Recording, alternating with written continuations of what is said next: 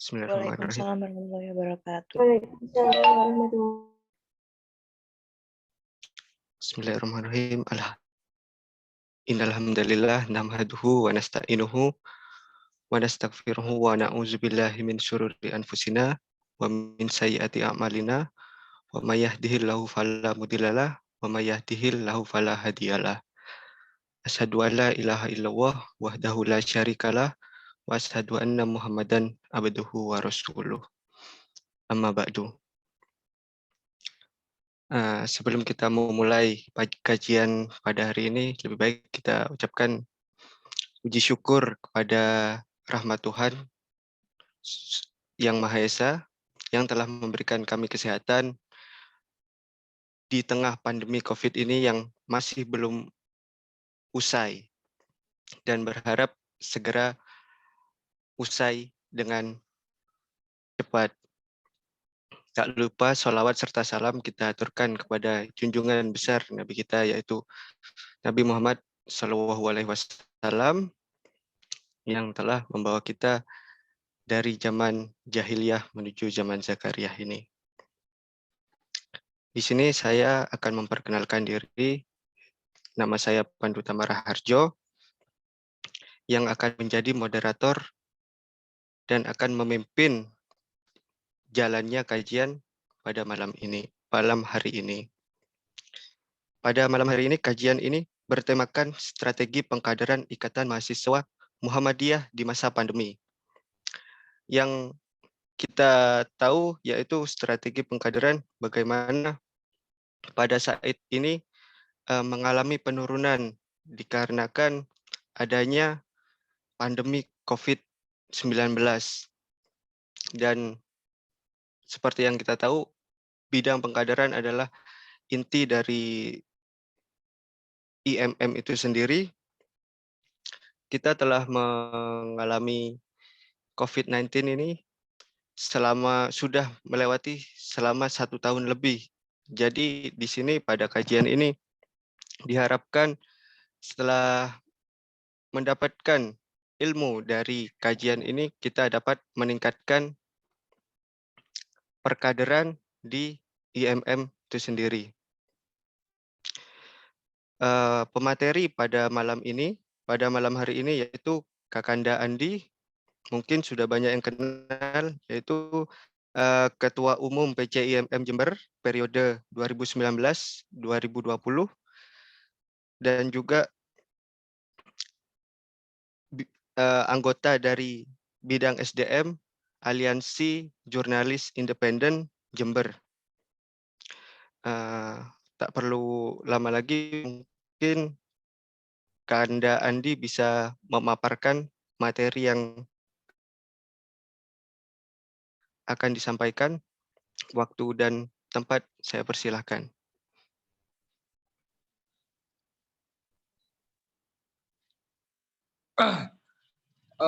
Sebentar, saya memastikan suara saya dulu. Jelas nggak ini? Jelas, Mas. Oke. Bismillahirrahmanirrahim. Assalamualaikum warahmatullahi wabarakatuh.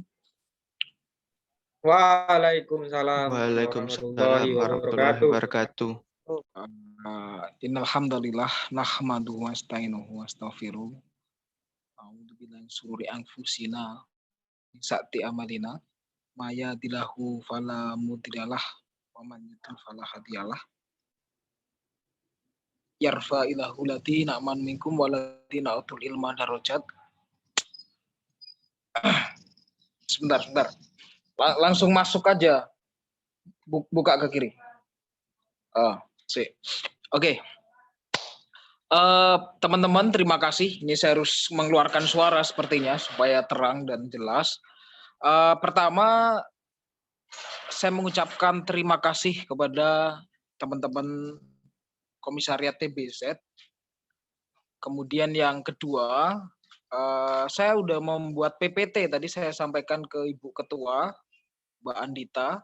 Nanti tolong kalau saya selesai prolog, nanti bisa ditampilkan gitu.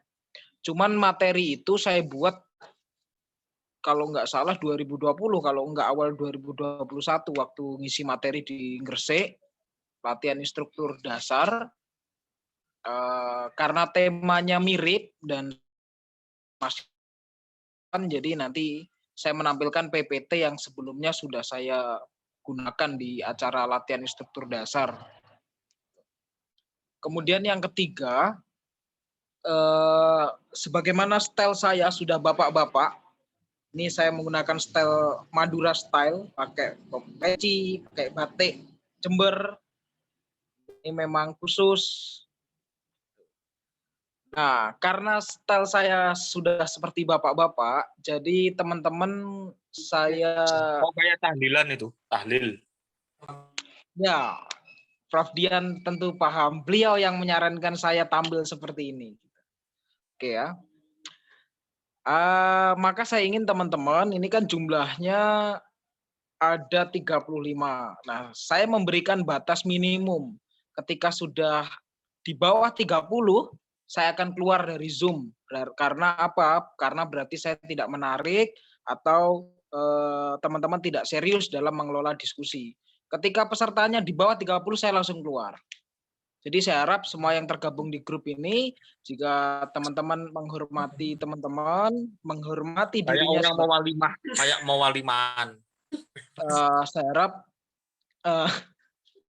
teman-teman tidak keluar dari forum Zoom ini. Dan yang terakhir, kalau kemudian tidak mendesak, jangan sampai mematikan kamera begitu. Karena apa? Karena majelis ilmu yang kemudian akan menumbuhkan kesadaran-kesadaran baru itu harus berlangsung secara hikmat dan dihormati supaya ilmu itu bisa diserap. Dan sebetulnya sebagaimana sering saya sampaikan di forum lain bahwa kehadiran saya bukan sebagai seorang guru, tetapi adalah teman sharing begitu. Karena bagi saya kita itu bisa menjadi guru murid dalam skala di waktu begitu. Mungkin di hal perkaderan saya bisa menyampaikan karena belajar lebih dulu, tapi di hal akhlak bisa saja saya tidak jauh lebih baik daripada teman-teman, sehingga saya harus belajar kepada teman-teman. Maka mari kita saling menjadi guru dan murid. Saya hanya rekan sharing, teman-teman juga guru saya gitu. Maka banyak hal yang bisa kita saling tukar tambah satu sama lain di dalam ikatan ini. Oke, prolog saya begitu. Terus kemudian untuk membuka materi kita pada malam hari ini gitu, saya ingin membuka menggunakan kata-kata mutiara yang sering dijumpai di TikTok. Mutiara? Sebentar Siap, ini karena ada Prof. Dian ini maka saya ke distrak ini ya. Luar biasa, Prof. Kita ini kan satu guru, kenapa saling mendahului? Oke lah, saya langsung saja lah daripada nanti diganggu lagi. Slide-nya bisa ditampilkan ya teman-teman ya. Siapa yang jadi ini? Jadi operator? Mbak Andita langsung. Andita. Oke, langsung ke slide berikutnya. Ini 12 Maret 2021. Langsung next saja ya. Oke, teman-teman. Jadi kan pada malam hari ini kita akan berbicara masalah strategi perkaderan. Tentu ada dua kata yang bertaut, ada kata strategi dan ada kata perkaderan. Next. Ini kita formal dulu ya, pendetailan dulu ya, nanti baru kita diskusi lebih panjang.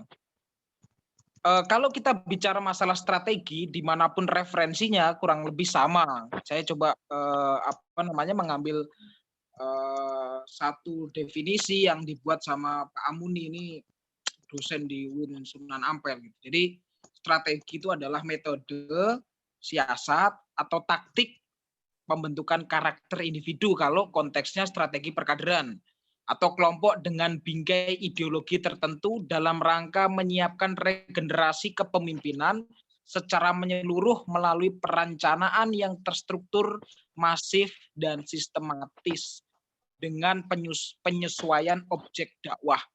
Nah, Ini Apa menarik. itu kok membaca ya semua bisa. Strategi perkaderan ini harus dimaknai dalam bingkai ada upaya yang sifatnya terstruktur, masif, dan sistematis. Ini tahapan yang nggak boleh kemudian teman-teman langkahi. Jadi ada satu bingkai yang sifatnya memiliki aturan main. Jadi kalau teman-teman bicara strategi perkaderan itu tidak asal, tapi ada strateginya atau tahapan yang harus dilalui, kurang lebih begitu. Nah, karena objeknya adalah perkaderan, maka sesuatu yang terstruktur, masif, dan sistematis itu harus memiliki nilai ideologi. Karena sistem perkaderan yang kita bahas ini adalah IMM, nanti kita bahas sebetulnya apa ideologi atau transformasi ideologi yang disampaikan dalam proses perkaderan di IMM. Tapi yang jelas itu tadi, ada aturan mainnya atau ada tahapannya, ada skemanya, dan ada ideologinya. Itu poin pentingnya. Dan yang terakhir adalah kita harus melihat objek dakwah. Jadi strategi perkaderan untuk milenial berbeda ketika kita mengkader seorang bapak-bapak. Itu sangat berbeda begitu. Itu dua hal yang berbeda. Jadi tidak semua objek dakwah metodenya sama begitu. Nah, ini nanti yang akan membedakan perkaderan di era digital dengan yang konvensional. Itu yang akan sangat membedakan. Jadi teman-teman ingat ada tahapannya yang namanya strategi itu. Kemudian kan karena perkaderan ada ideologi yang hendak ditransformasikan, dan yang terakhir adalah penyesuaian objek dakwah. Gitu. Maka perkaderan untuk ibu-ibu, objeknya ibu-ibu, nggak mungkin seorang ibu-ibu yang usianya 40 tahun ke atas pendekatannya melalui TikTok. Nah, itu sangat tidak mungkin. Terkadang mereka juga tidak mengerti itu. Nah, gitu. Nanti kita akan bahas itu. Oke, saya ingin teman-teman meresapi betul bahwa ada item-item penting, ada tahapan, ada ideologi yang disampaikan, dan yang terakhir ada penyesuaian objek dakwah. Oke, next. Nah, bagaimana kemudian di masa pandemi ini sistem perkaderan yang harus dibuat atau dirancang begitu? Ada susunan sistematisnya. Coba next. Nanti setelah ini kita diskusi, kita bahas poin-poinnya dulu.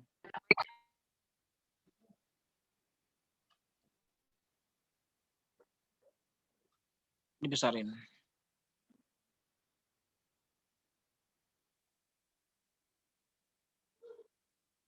Nah, kalau kita sudah memahami bahwa strategi perkaderan itu sebagaimana definisi di awal, maka bagaimana tentang perkaderan digital? Nah, perkaderan digital itu hanya soal mediumnya saja, yaitu yang digital. Maka bisa didefinisikan dengan sederhana, yaitu proses pembentukan karakter individu atau kelompok dengan bingkai ideologi tertentu dalam rangka menyiapkan regenerasi kepemimpinan melalui instrumen teknologi komunikasi digital. Nah, ada poin penting bahwa hampir sama tadi definisinya, tapi di bagian akhir melalui instrumen, ini catatannya ya, melalui instrumen teknologi komunikasi digital.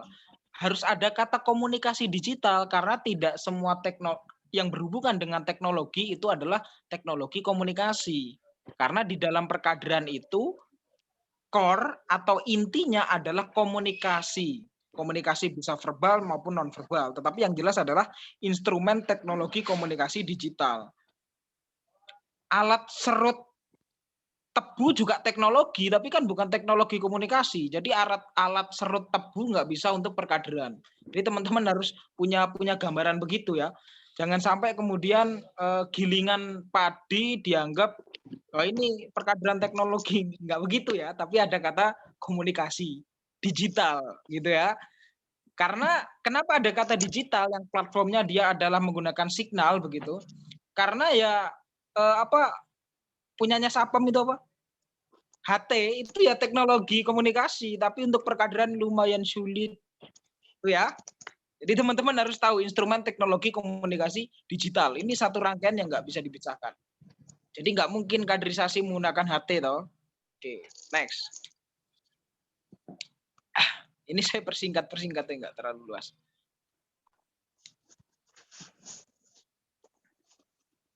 lama. Ya,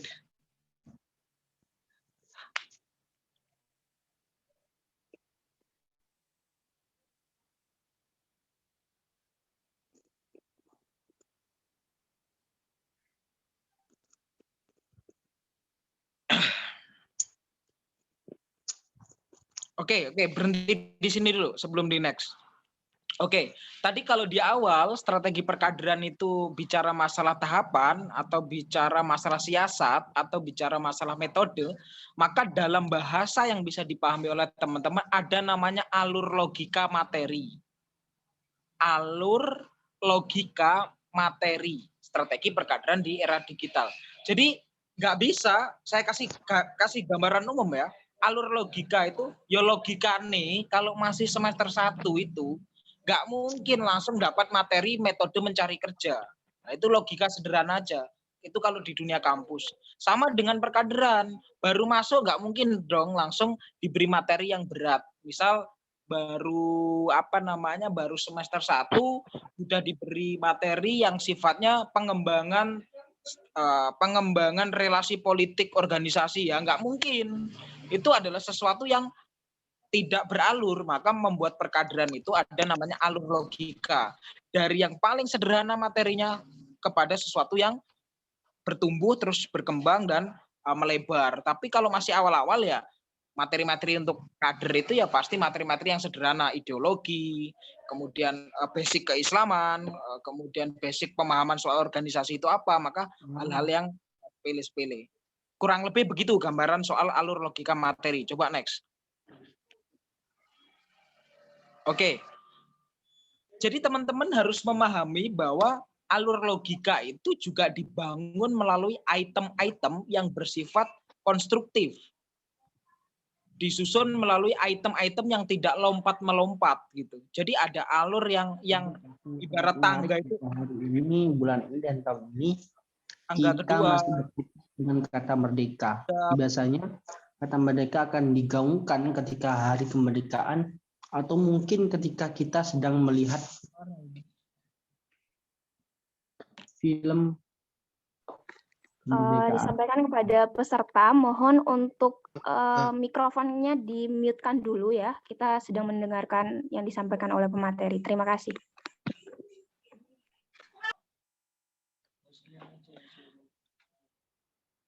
Oke, saya lanjutkan ya. Jadi ngomong alur logika, teman-teman ibarat membangun rumah itu harus ada pondasinya, pondasi yang atau item-item yang harus dipikirkan. Yang pertama adalah sebelum kita bicara masalah perkaderan digital itu teknisnya bagaimana perkaderan IMM itu, yang pertama harus teman-teman pahami bahwa perkaderan itu ada teologisnya.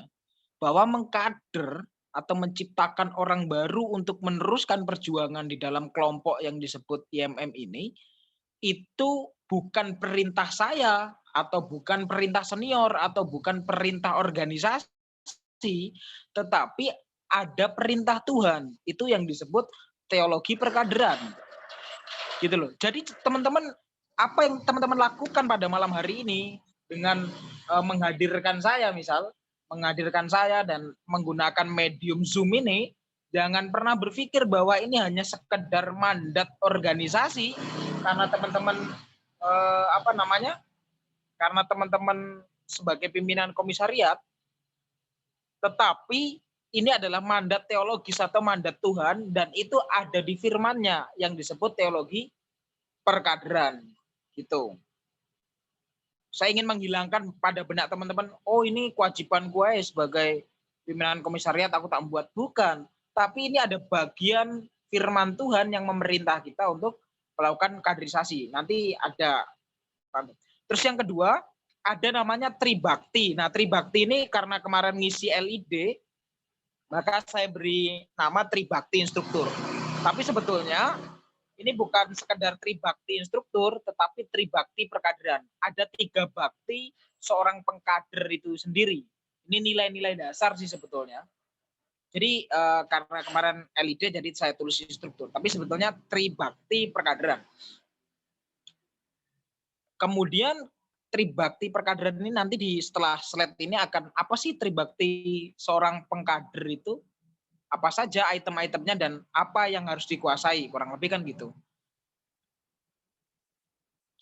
Kemudian setelah kita paham bahwa ini perintah Tuhan atau teologi perkaderan, ini ada bahwa seorang perkader ada baktinya, ada bentuk pengabdiannya, kemudian ada basic perencanaan atau modal perencanaan atau dasar perencanaan. Nggak bisa kita tiba-tiba membuat sebuah kurikulum atau silabus tanpa melihat objek, tanpa menyesuaikan kebutuhan, kemudian tidak menganalisa kondisi sosial dan macam-macamnya, itu tidak mungkin. Maka harus ada dasar perencanaan atau basic perencanaan atau modal awal lah, membuat reng-reng perencanaan. Baru ketika sudah kita paham teologinya bagaimana, tribaktinya bagaimana, basic perencanaannya bagaimana, baru ngomong perkaderan digital. Perkaderan digital itu adalah hilir. Ya, hilir akhir atau produknya. Tetapi sebelum nyampe kepada hilir itu ada hulu dulu yang perlu kita kelola. Ada awalan dulu yang perlu kita tanamkan dalam diri bahwa ini perintah Tuhan, ini adalah bentuk pengabdian dan melakukan perkaderan harus melalui perencanaan. Baru nanti teknis seperti apa perkaderan digital itu, kurang lebih gitu. Oke, kita apa sih teologi perkaderan? Emang ada ya perintah gitu, emang ada. Kan gitu pertanyaannya. Iya Thomas. Jangan-jangan cuma di ADRT IMM gitu. Nah, coba next slide berikutnya.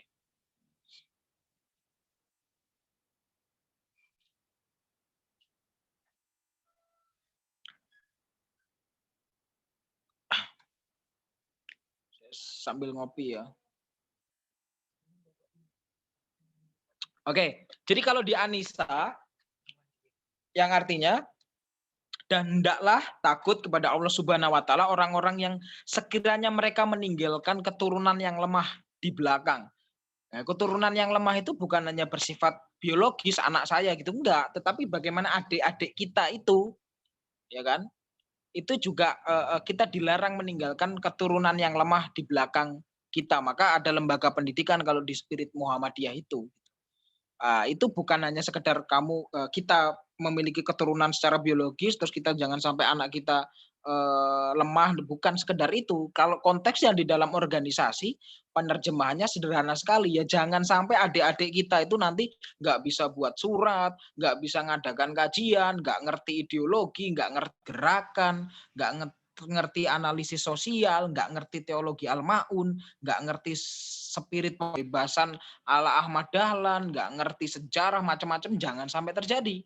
Maka saya sebut itu tadi bahwa apa yang teman-teman lakukan, apa yang kita semua lakukan dalam proses kaderisasi itu bukan perintah organisasi dalam ADRT saja, tetapi ini memang perintah Tuhan.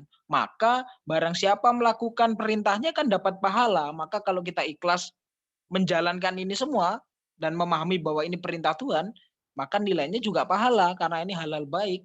Gitu. Oke, next ke yang agak panjang nanti di bagian tribakti soalnya.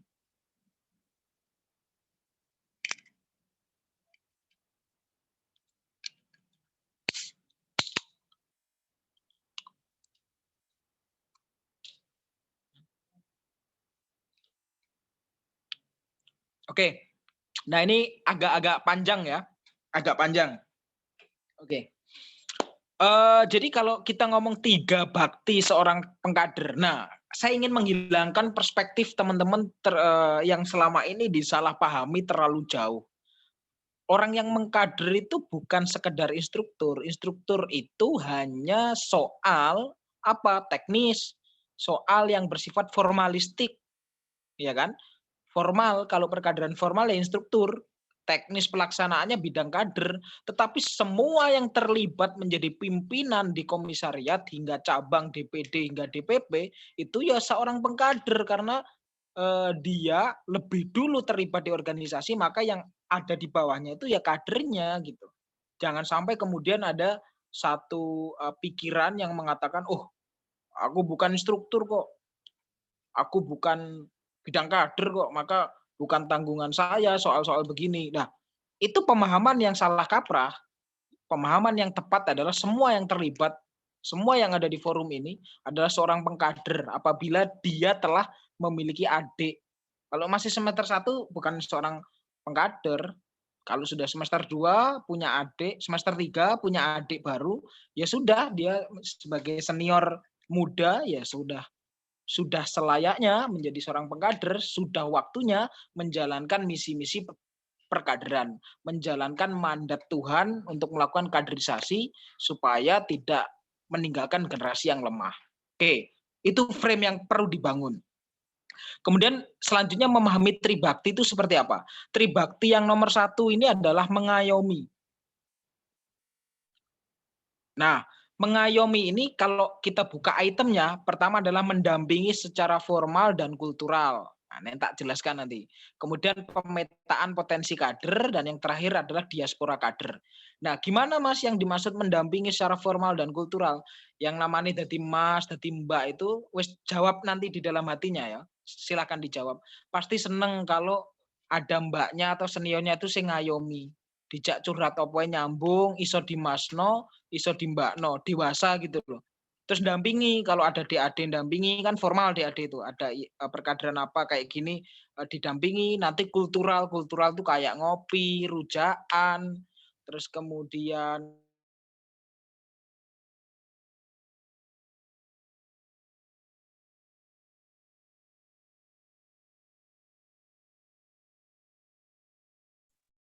Maaf Kanda, suaranya hilang. enggak, gitu kan.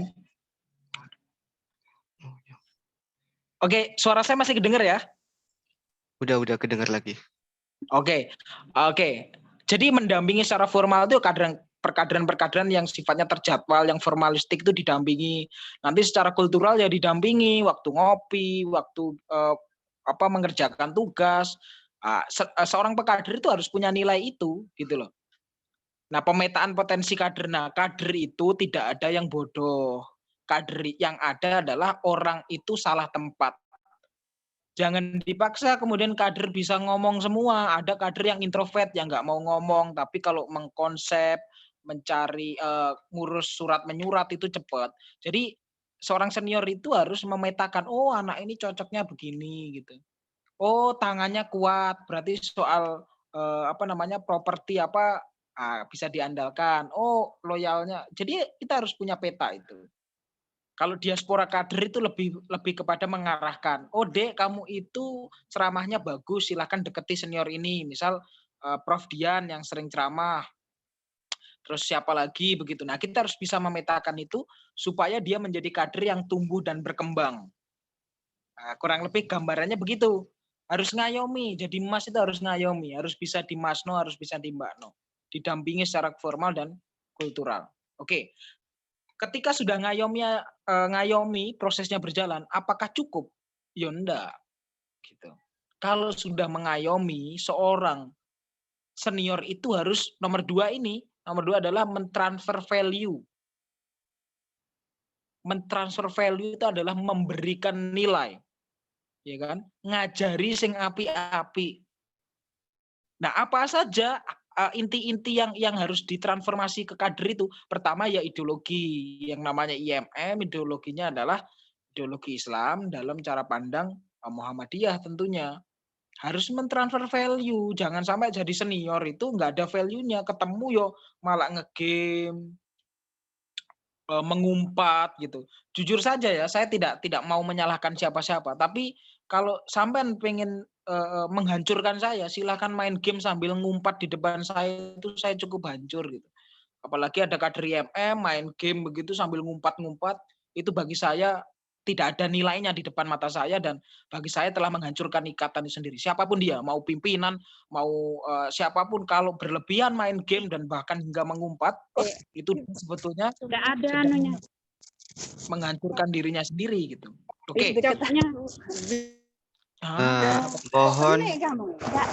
Mohon untuk di mute Mbak Lail. Oke. Selain pemateri diharap untuk fokus ya ke materi. Oke, saya lanjutkan. Yang ditransfer apa? Yang ditransfer adalah ideologi, Kemudian keilmuan itu kompetensi ya, tahulah teman-teman, keilmuan itu bisa bersifat knowledge secara luas atau dia bersifat kefakultasan. Yang namanya nilai ilmu kan ya, kefakultasan itu apa ya, kalau teman-teman jurusan pendidikan bahasa Inggris yang ngajari soal itu gitu. Jadi ada nilai yang disampaikan begitu. Kemudian strategi teknis itu nilai-nilai soal apa ya, bagaimana kemudian buat surat, bagaimana kemudian melobi pemateri, bagaimana kemudian banyak hal lah. Teman-teman sudah dewasa dan saya yakin sudah menangkap inti yang saya sampaikan gitu. Biar cepat aja ini kan. Yang jelas pertama mengayomi, kedua mentransfer value. Jangan sampai kemudian kader itu tidak mendapatkan apa-apa dari teman-teman. Nah, kemudian yang ketiga, nah ini yang paling berat. Saya juga mengamini ini adalah yang paling berat. Yang terakhir adalah suri tauladan. Suri tauladan adalah kegiatan tanpa suara yang itu sangat berpengaruh. Kalau ada seorang pimpinan komisariat misal, megang HP, main game, mengumpat, dilihat oleh kader. Secara tidak langsung teman-teman itu sedang melaksanakan kaderisasi nonverbal atau tanpa suara, dan itu akan dicontoh, akan dianggap wajar. Setelah dianggap wajar apa? Dianggap biasa. Setelah dianggap biasa jadi apa? Menjadi budaya. Ya kan? Yang paling gila di dalam era pandemi ini adalah menganggap wajar yang tidak wajar gitu. Ya kan? Nah, yang bagian terakhir ini suri tauladan adalah segala aspek kehidupan kamu gitu. Atau segala aspek kehidupan kita, biar nggak menggurui. Kalau ada kemudian pimpinan komisariat sholatnya jarang, ya kan, baca bukunya tidak pernah, diskusinya tidak pernah terlibat, mau berharap apa kepada seorang kader? Kader mau berharap apa? Wong tidak ada suri tauladan yang bisa dicontoh. Padahal perkaderan yang paling efektif itu adalah perkaderan tanpa suara. Kita cukup membuktikan kader itu akan terinfluen dia, akan menjadi follower kita gitu. Sebagus apapun pengayomanmu, sebagus apapun value yang kamu sampaikan, tapi pada nomor 3, di tataran praktek, di tataran praktis, ternyata tidak menunjukkan sebagaimana yang kamu katakan, As-Saff ini menegur. Kaburo maktan indawli angtaklu malatafalun. Jadi Allah itu membenci orang-orang yang mengatakan tetapi tidak melakukan. Itu ada di surat As-Saff ayat 2 dan 3. Maka dalam tataran suri tauladan ini ada tataran yang paling sulit. Karena kita semua harus mengimplementasikan apa yang kita sampaikan. Gitu loh. Maka kembali lagi Tribakti ini adalah kalau kita memfilosofiskan perkaderan adalah mengayomi dulu, memberikan value, kemudian suri tauladan. Pegang ini baik-baik, akan muncul banyak kader-kader yang luar biasa. Walaupun tidak 100% luar biasa, tapi minimal lebih baik daripada sebelumnya. Siapa orang-orang yang beruntung? Yaitu orang-orang yang lebih baik daripada hari kemarin. Siapa yang merugi? Sebaliknya. Orang yang hari ini lebih buruk daripada hari kemarin. Oke. Kurang lebih begitu, semoga teman-teman menangkap intinya. Next. Ada penjelasan soal suri tauladan berdasarkan keilmuan ya. Jadi kalau teman-teman membaca di berbagai macam literatur yang dia bersifat teori sosial, yang paling terkenal kan Olson ini sama Erganat. Secara biologis manusia itu memiliki kecenderungan untuk meniru, ya kan? Meniru. Ini proses psikologis ya. Jadi peniruan itu melibatkan proses kognitif yang melibatkan sejumlah atribut mulai dari pemikiran, gaya bahasa, moralitas, kemudian religius diri atau perilaku. Jadi jangan disangka bahwa apa yang teman-teman lakukan itu tidak dicontoh. Dicontoh. Ini hasil penelitian. Ini seorang akademisi yang mengatakan.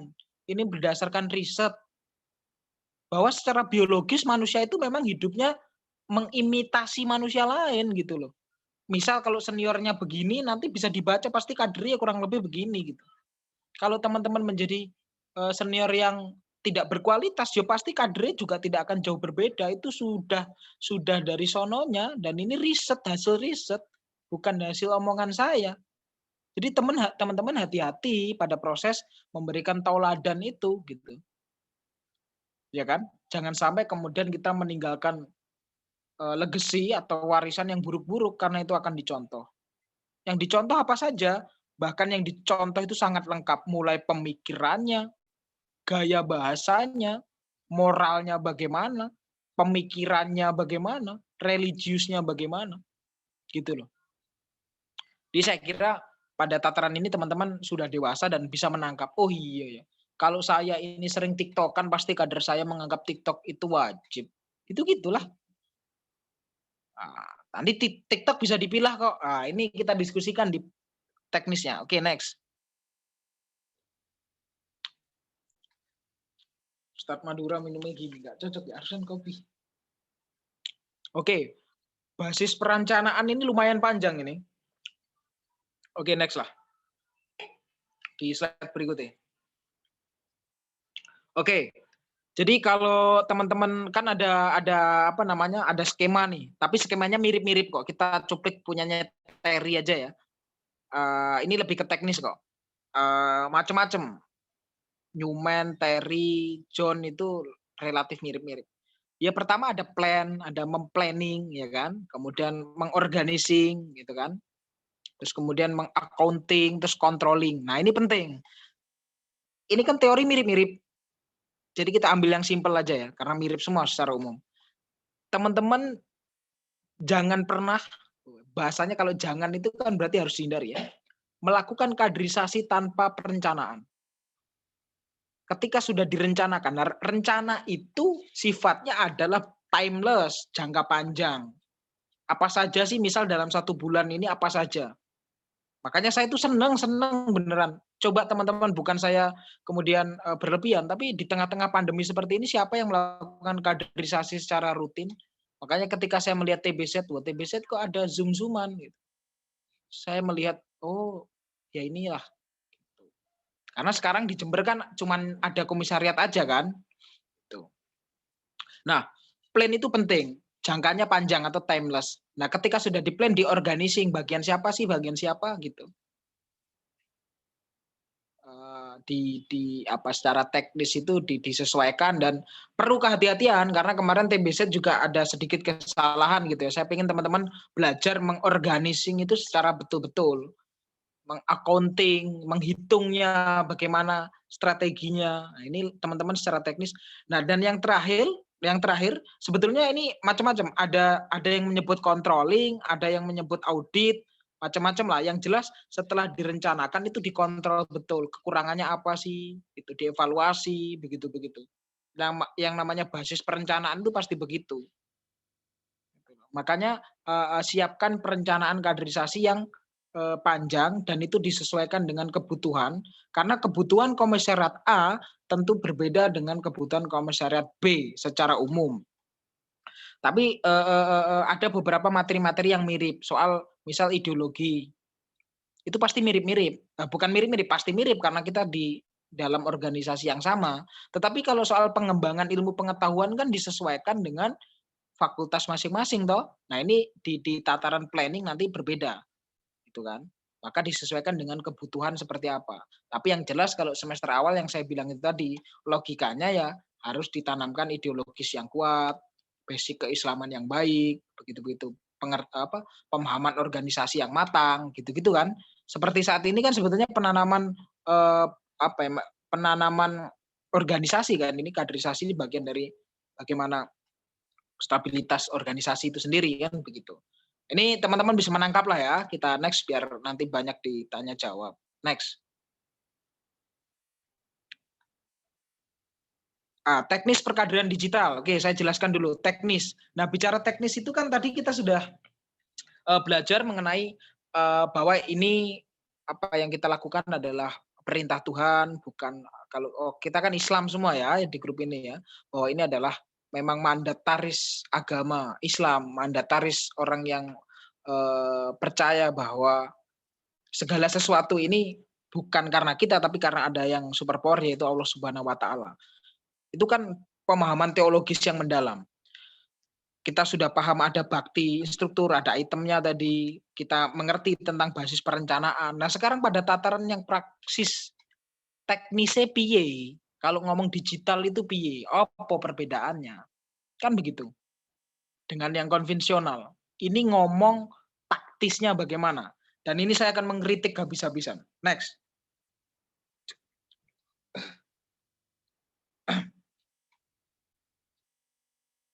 Next saja, kalau AIDA itu bisa dipelajari di anu.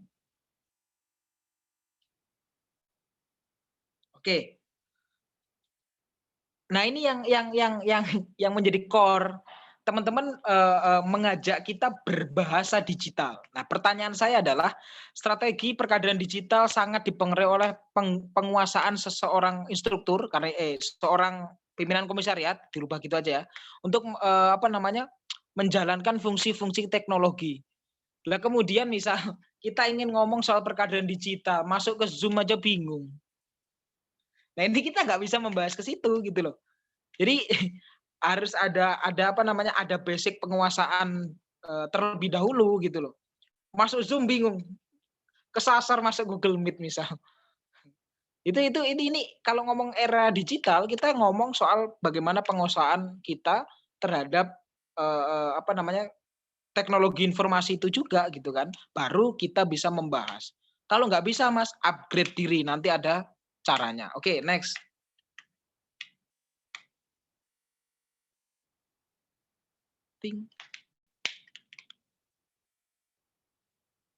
Oke. Nah, ini sudah teknis banget, Oke.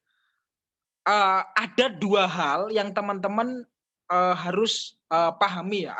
Ada dua hal yang sangat penting. Ketika kita bicara masalah digital, maka kita akan bicara masalah dua sub yang sangat penting. Yang pertama adalah produksi konten digital. Kemudian yang kedua adalah masalah menggunakan saluran digital. Ini adalah dua hal yang berbeda antara memproduksi dan menggunakan. Nah, saya melihat bahwa teman-teman ini masih pada tataran menggunakan, belum pada tataran memproduksi. Gitu kan? Ini dua hal yang berbeda begitu. Ini ibarat seorang perempuan dan seorang laki-laki, ini ibarat Imawati dan Imawan. Gitu. Apa perbedaan mendasar antara memproduksi dan menggunakan? Apa yang kita laksanakan pada malam hari ini masuk kategori apa? Coba salah satu. Menggunakan, Ganda. Oke, menggunakan ya. Oke, menggunakan. Jadi semua yang dilakukan di Kabupaten Jember, ya, sekali lagi karena sekarang di Jember cuma ada komisariat, semua yang dilakukan di di Jember ini masih pada tataran menggunakan, belum pada tataran memproduksi. Ini dua hal yang berbeda. Oke. Pada tataran menggunakan teman-teman pasti tahu ketika kita mengadakan webinar, ketika kita mengadakan diskusi menggunakan saluran mulai dari Zoom, kemudian Google Meet, kemudian macam-macam lah, ada grup WA bahkan. Kemudian ada apalagi banyak itu saya tuliskan di situ. Jadi saluran-saluran itu memang mempermudah kita untuk bertukar tambah informasi dan bertukar tambah keilmuan karena ada saluran atau ada medium yang kita gunakan untuk bertatap muka walaupun tidak bertemu gitu. Tetapi kan itu saja tidak cukup. Nah, yang paling berat dalam proses kaderisasi digital adalah bagaimana kita memproduksi konten digital. Misal, e-book atau artikel, video, infografis, podcast, meme, gitu loh. Nah, sedangkan hari ini kita bertarung dengan mungkin ribuan ya konten kreator dengan latar belakang yang beragam gitu. Di saat yang bersamaan, ya kan, ternyata IMM itu sendiri tidak siap menghadapi era digital di mana akun-akun Instagramnya itu cuman berisi ucapan selamat dengan satu desain yang nggak menarik banget gitu loh, ya kan? Saya itu sering ngamati teman-teman ya ucapan selamat berkurban, selamat Idul Fitri, selamat Agustusan. Nggak menarik sama sekali. Bayangkan kalau teman-teman itu memproduksi konten digital, misal infografis. Pendiri IMM misal, Jasman Al-Kindi, itu lahir di mana, meninggal di usia berapa, anaknya berapa. Bayangkan kalau ada desain menarik begitu, lagi duduk begini, terus kemudian ada infografis menarik begitu, kemudian ditampilkan di akun Instagram, apa yang akan didapatkan oleh seorang kader? Ya yang didapatkan seorang kader adalah nilai atau keilmuan yang bisa ditangkap dengan cara yang mudah gitu loh. Meme misal, meme lucu begitu tapi ada informasi soal ke TBZ-an atau ada informasi soal ke IMM-an. Nah, trik kompetensi dasar, gambarnya tekotok lagi gini, terus kemudian ada tulisannya begitu. Itu akan menjadi hal yang menarik. Tapi kenapa di akun Instagramnya anak-anak itu isinya selamat, kalau enggak foto selfie, apa, enggak ngerti aku tuh. Gitu kan? Enggak ada infografis. Misal saja gini, dengan alat seadanya kemudian membuat video gitu ya, video pendek yang menarik gitu. Pasti seorang kader yang tidak pernah bertemu ini akan mengakses akun itu, ya kan? Dan kemudian mencoba menangkap nilai apa yang hendak disampaikan. Itu yang paling sederhana loh ya. Kalau saya menuntut teman-teman untuk melakukan kaderisasi digital, bahkan saya ingin teman-teman itu membuat e-book. E-book tahu kan ya, buku digital. Bentar, ini kok kenapa tamunya bolak-balik gitu.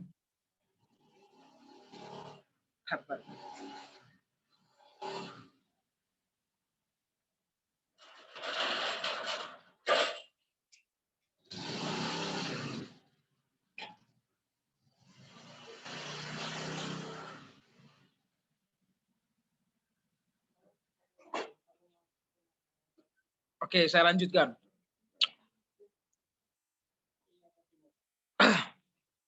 Oke, jadi teman-teman, misal e-book panduan yang paling mudah dipahami, misal e-book memahami pengembangan keilmuan pendidikan atau pengembangan kalau di TBZ itu ya, maksudnya kan teman-teman kan pendidikan ya, saya kurang paham kalau. Oke, misal etik tenaga pendidik begitu. Terus teman-teman komisariat yang menyusun 5 slide atau berapa begitu dalam bentuk e-book, kemudian ditransformasikan menggunakan medium grup WhatsApp begitu. Terus kemudian di-spill, adik-adik silahkan dipelajari, ini kita sudah menyusun begitu. Nanti ada tugas mereview atau apa begitu. Nah itu lebih mengena begitu, lebih mudah dipahami begitu kan. Dan banyak lagi medium-medium yang sebetulnya bisa dimaksimalkan. Tapi kembali lagi, apakah kemudian teman-teman menguasai medium itu begitu? Podcast saja, podcast sekarang kan Spotify itu gratis. Kalau teman-teman kemudian bisa memaparkan apa itu IMM dalam durasi 2 menit saja kemudian disebarkan, itu akan menjadi satu acuan yang insya Allah dia cukup memberikan nilai tambah yang luar biasa dalam proses kaderisasi begitu loh. Nah, maka yang paling berat itu bukan kemudian menggunakan, kalau menggunakan itu cenderung mudah, tetapi yang sekarang menjadi tantangan teman-teman adalah memproduksi konten. Dan sebelum ngisi ini tadi saya sudah ngecek Instagramnya TBZ, isinya ucapan-ucapan. Itu hari ternak lah, hari apa itu, gitu terus gitu. Saya tidak melihat ada infografis yang sifatnya di situ ada materi gitu kan, ada informasi yang menarik gitu. Sehingga nggak perlu baca buku sampai sudah ternyata ini ya gitu. Trik kompetensi dasar itu itemnya ini gitu di dalam desain yang menarik, yang sering disebut infografis. Tapi saya tidak menemukan itu. Gitu. Nah, oke, secara sederhana saya begitu. Yang berikutnya adalah saya menginginkan ada banyak pertanyaan. Karena ini saya men-spill sedikit aja, nggak banyak yang saya spill. Itu nanti kalau terlalu banyak kan jadinya mendoktrin. Mungkin itu, jadi harus ada pertanyaan yang banyak lah. Selamat telah membuat panflet, selamat. Nggak pernah ganti-ganti. Ngeri sekali. Sudah desainnya nggak bagus. Udah itu aja dulu teman-teman. Terima kasih. Baik, terima kasih kepada Kanda Andi Saputra. Di sini teman-teman mungkin ada yang ingin mengajukan pertanyaan mengenai strategi perkaderan IMM pada masa pandemi ini. Mungkin yang sedang dialami teman-teman pimpinan komisariat sendiri, atau ada beberapa hal yang masih mengganjal atau problem di komisariat itu untuk dipertanyakan. Untuk yang mau menanyakan bisa open mic dan perkenalkan diri.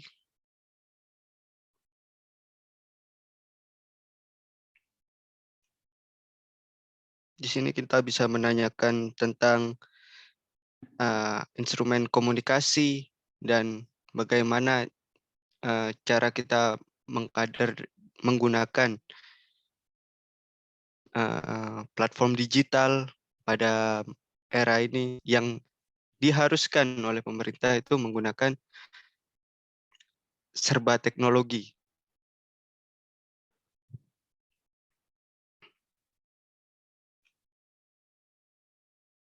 Mungkin bisa raise hand dulu untuk mengajukan pertanyaan.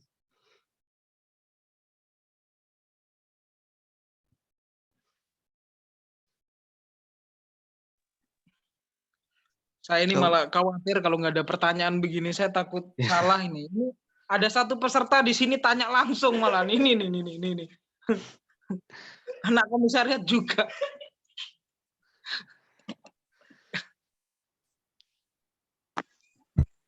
Mas Andi tanya. Oh ya, oke. Baik, Assalamualaikum warahmatullahi wabarakatuh. Waalaikumsalam warahmatullahi wabarakatuh. Mas Andi tadi bahwa ada strategi baru tentu yang harus kami terapkan gitu, dan tadi juga sudah ada masukan dari Mas Andi bahwa dari tampilan salah satu platform perkaderan di TBZ sendiri yaitu Instagram masih kurang baik gitu. Nah, saya mau menanyakan sebenarnya terkait kompetensi digital hari ini memang sebagian besar kader-kader IMM itu sangat bisa dikatakan miris ya, karena memang kalau kita lihat juga dari proses Darul Arkom yang diberikan itu tidak dikenalkan gitu dengan hal-hal tersebut. Nah, mungkin kalau dari pandangan Mas Andi sendiri, ketika memang kita sudah real nih dihadapkan dengan kondisi hari ini dan mungkin COVID juga masih belum tahu kapan berakhirnya, itu apakah perlu dan harus gitu merubah misal dari silabus materi yang disampaikan di DAD yang mana memang memberi gambaran atau sedikit materi tentang digital tersebut juga dalam hal perkaderan gitu. Jadi agar adik-adik kader ini juga tahu bahwa ternyata salah satu media yang digunakan dalam perkaderan ya juga di IG, YouTube dan lain sebagainya. Soalnya kader-kader ini juga terkadang sudah disiapkan tetapi tidak disimak gitu loh. Itu yang kami takutkan. Ketika sudah dibuat ternyata mereka jangankan untuk memahami apa yang disampaikan, untuk mengakses atau melihat saja itu sepertinya kurang. Nah, kalau seperti itu mungkin Mas Andi bisa memberi tanggapan terkait itu. Terima kasih. Oke, apakah perlu perubahan dan bagaimana tentang kader yang apatisnya naik? Kemarin saya diskusi di Fakultas Hukum itu, saya menyampaikan bahwa hari ini yang perlu dikhawatirkan bukan sekedar kesehatan dan ekonomi, tetapi yang sangat mengkhawatirkan dan itu bersifat jangka panjang adalah perkara pendidikan dan budaya gitu. Karena praktis pandemi ini membuat apatisme naik dan kemudian moral semakin tergerus, minat belajar berkurang dan intensitas atau ketidakadanya kedekatan emosional itu membuat orang berjarak begitu, menjadi individualis yang menguat gitu, individualisme itu menguat. Itu kurang lebih gambaran tantangan kita ke depan. Maka ini perlu disiapkan. Nah, bagaimana kemudian apakah perlu dirubah? Kalau kita berbicara masalah filosofi kaderisasi, memang ada batasan-batasan tertentu bahwa Darul Arkom dasar itu memang ruang untuk mengenalkan secara dasar apa itu tentang IMM dan apa itu ideologi IMM dan bagaimana IMM. Artinya itu tidak bisa dirubah karena itu format internalisasi ideologis gitu. Tetapi bagaimana kita ketika menghadapi yang demikian karena skill kader kita tidak terlalu mumpuni, harusnya secara teknis yang memberikan pelatihan ini adalah pimpinan cabang dan atau gabungan dari pimpinan komisariat di bidang media atau Medcom sekarang, media dan komunikasi. Dengan mengundang siapa? Mengundang ahli. Nggak bisa kita kemudian belajar bukan pada ahlinya, maka kita banyak sekali orang yang bisa diakses melalui saya mungkin. Bagaimana kemudian membuat audio visual, bagaimana kemudian membuat video visual. Terlebih hari ini saya bekerja juga sebagai jurnalis dan tiap hari bergelut pada video dan editing begitu. Jadi ada orang-orang yang memang punya kompeten gitu. Nah, kita bisa membuatkan wadah atau forum tersendiri yang itu tidak mengganggu Darul Arkom dasar, yaitu forum khusus untuk menambah skill bagaimana editing dan sebagainya. Ini perlu kesadaran yang tinggi memang ketika kita ingin belajar. Dan kemudian yang terakhir tadi selain selain kemampuan kader, terus apakah dia bisa dirubah? Oke. Bagaimana dengan kader yang tidak menyimak dan bahkan terkesan apatis gitu. Nah, itu adalah tantangan kita dan itu akan membesar seiring dengan lamanya pandemi, seiring dengan lamanya proses belajar tatap muka, khususnya mahasiswa. Semakin lama semakin apatis mereka. Nah, bagaimana cara mensiasatinya? Jadi, satu kekuatan yang bisa menggerakkan banyak orang, kata Adolf Hitler, seorang pimpinan Nazi, adalah mengunci pikirannya. Bagaimana mengunci pikiran seseorang? Mengunci pikiran seseorang harus dekat secara emosional. Nah, kenapa seorang kader itu acuh dan cenderung tidak mengindahkan perkataan seniornya? Karena secara emosional tidak dekat. Ketika seorang senior itu memiliki 3 item itu tadi, pengayoman yang baik, mentransfer value dengan baik, memberikan suri toladan, begitu, maka akan ada kedekatan emosional, akan ada trust. Trust itu awal. Ketika trust itu menguat menjadi belief, menjadi keyakinan. Aku yakin kalau sama Mbak ini, sama Mas ini, aku akan lebih baik begitu. Kenapa apatis? Karena mereka tidak ada trusting, tidak ada kepercayaan. Karena apa? Karena tidak ada kedekatan emosional. Seperti itu. Jadi teman-teman harus membangun kedekatan emosional untuk menggerakkan kader itu. Gitu loh. Mas, ini kan masa pandemi, gimana cara membangun kedekatan emosional di masa pandemi? Ini adalah soal konsepsi bahwa medium-medium seperti WhatsApp, telepon dan sebagainya itu adalah satu medium yang sangat penting gitu. Maka ketika seorang kader yang kita petakan dan dia potensial, beberapa kali kita telepon, kita ngobrol dan kita mencoba menangkap kebutuhannya seperti apa, walaupun via via media sosial, saya yakin dia merasa diperhatikan dan merasa dekat. Seperti itu. Jadi untuk membuat mereka tidak apatis, dekati emosionalnya dengan cara apa? Ya bukan lebay ya, bukan untuk PDKT ya, Imawan kepada Imawati ya, saya tidak sepakat dan menolak itu gitu. Tetapi lebih kepada monitoring gitu. Sesekali seorang ketua umum komisariat atau bidang apa itu telepon agak lama. Di rumah ngapain aja, Dek? Ya semoga cepat bahasa-bahasa kemanusiaan lah supaya kita dekat. Maka saya bilang, kedekatan emosional itu merubah banyak hal. Saya kasih analogi ya. Nih, lihat saya. Ini ada 5 orang lain, kita tidak kenal. Ini ada 2 orang. ketika teman-teman disuruh membunuh, harus membunuh, teman-teman membunuh yang sebelah kanan apa yang sebelah kiri? Ini 5, ini 2. Memilih bunuh yang berapa? Jawab salah satu. Yang dua, Mas. Oke, yang 2 ya. Yang 2 ya, deal. Karena lebih sedikit.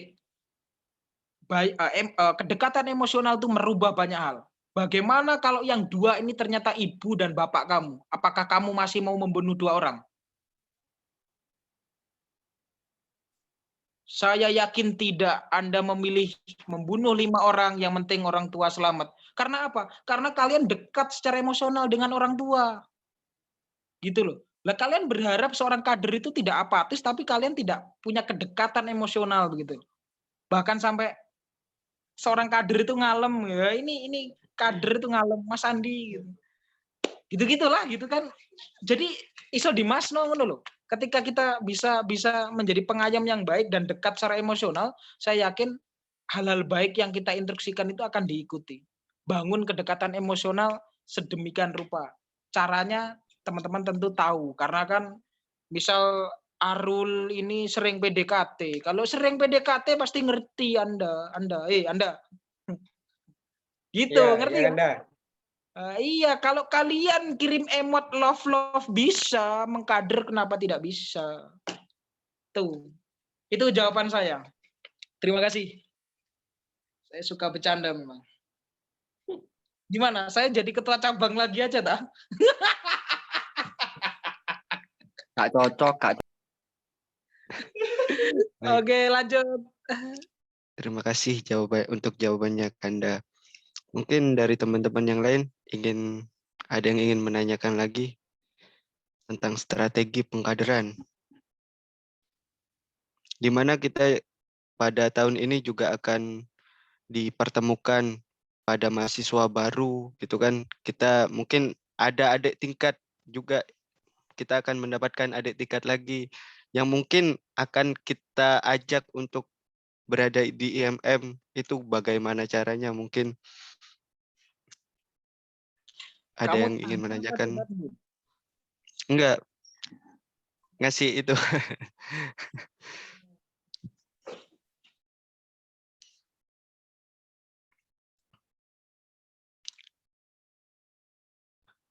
Kalau tidak ada, Kanda, saya sendiri boleh bertanya, Kanda?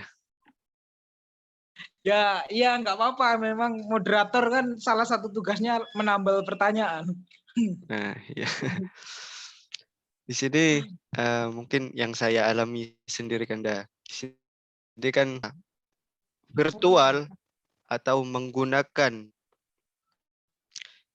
teknologi di sini mungkin tidak semudah pendekatan emosionalnya tidak semudah secara daring.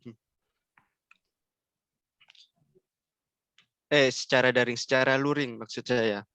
Nah, di sini saya sering mengalami itu ya mungkin komunikasi yang baik antara pengurus atau pimpinan komisaris dan kader harus dilangsungkan. Di sini yang saya alami ketika kita mengechat atau melakukan komunikasi dengan kader itu sering atau diabaikan gitu. Itu bagaimana? Kadang ya di-read lah atau nggak direspon sama sekali gitu. Padahal kan awal untuk mengkader itu dengan komunikasi yang baik, begitu kan ya? Oh, oke. Foto profilmu bukan yang monyet itu kan, Pandu? Bukan. Saya coba memilah sesuatu yang karena ini by case ya. Memang sulit. Saya juga tapi optimisme harus dibangun lah. Jadi kalau kader kemudian tidak mau tidak merespon kita gitu. Saya tanya dulu, teman-teman itu kalau buat status itu ada nilainya nggak? Karena untuk menimbulkan trust atau impression yang bagus itu dimulai dari apa yang kita lakukan atau aktivitas apa yang kita lakukan di media sosial, karena di era serba maya ini orang itu mengenal kita dengan apa yang kita katakan, apa yang kita lakukan, dan apa yang kita upload, gitu loh. Makanya saya suka sedih ada seorang instruktur ngupload begitu suatu hal-hal yang sara begitu. Terus kemudian dia mengeframe dirinya tidak ada nilainya sama sekali gitu. Yang diupload hal-hal yang unfaedah begitu. Saya ingin teman-teman berpikir dari situ dulu gitu. Bagaimana respect itu datang ketika teman-teman juga exposure-nya itu sesuatu yang nilainya lemah gitu. Saya pengen tanya itu dulu gitu. Apakah kemudian kita punya nilai ketika berhadapan-hadapan secara medsos dengan seorang kader gitu? Apakah pertanyaan kita itu punya nilai? Apakah kemudian apa yang kita bangun, komunikasi yang kita bangun itu memiliki value yang besar?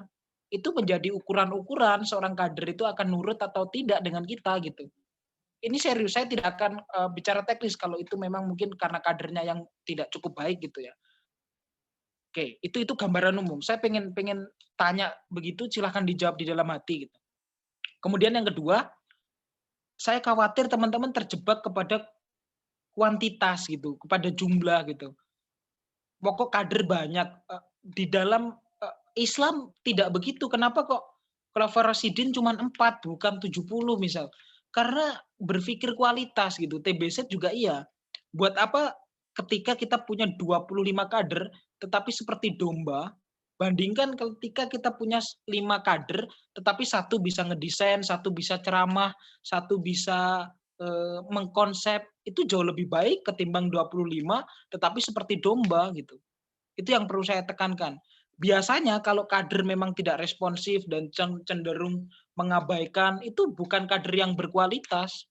Karena kalau kader yang berkualitas itu dia mencari, men-challenge dirinya supaya berkembang gitu. Makanya jangan terjebak kepada kader-kader yang tidak potensial. Berfokuslah kepada kader-kader yang potensial.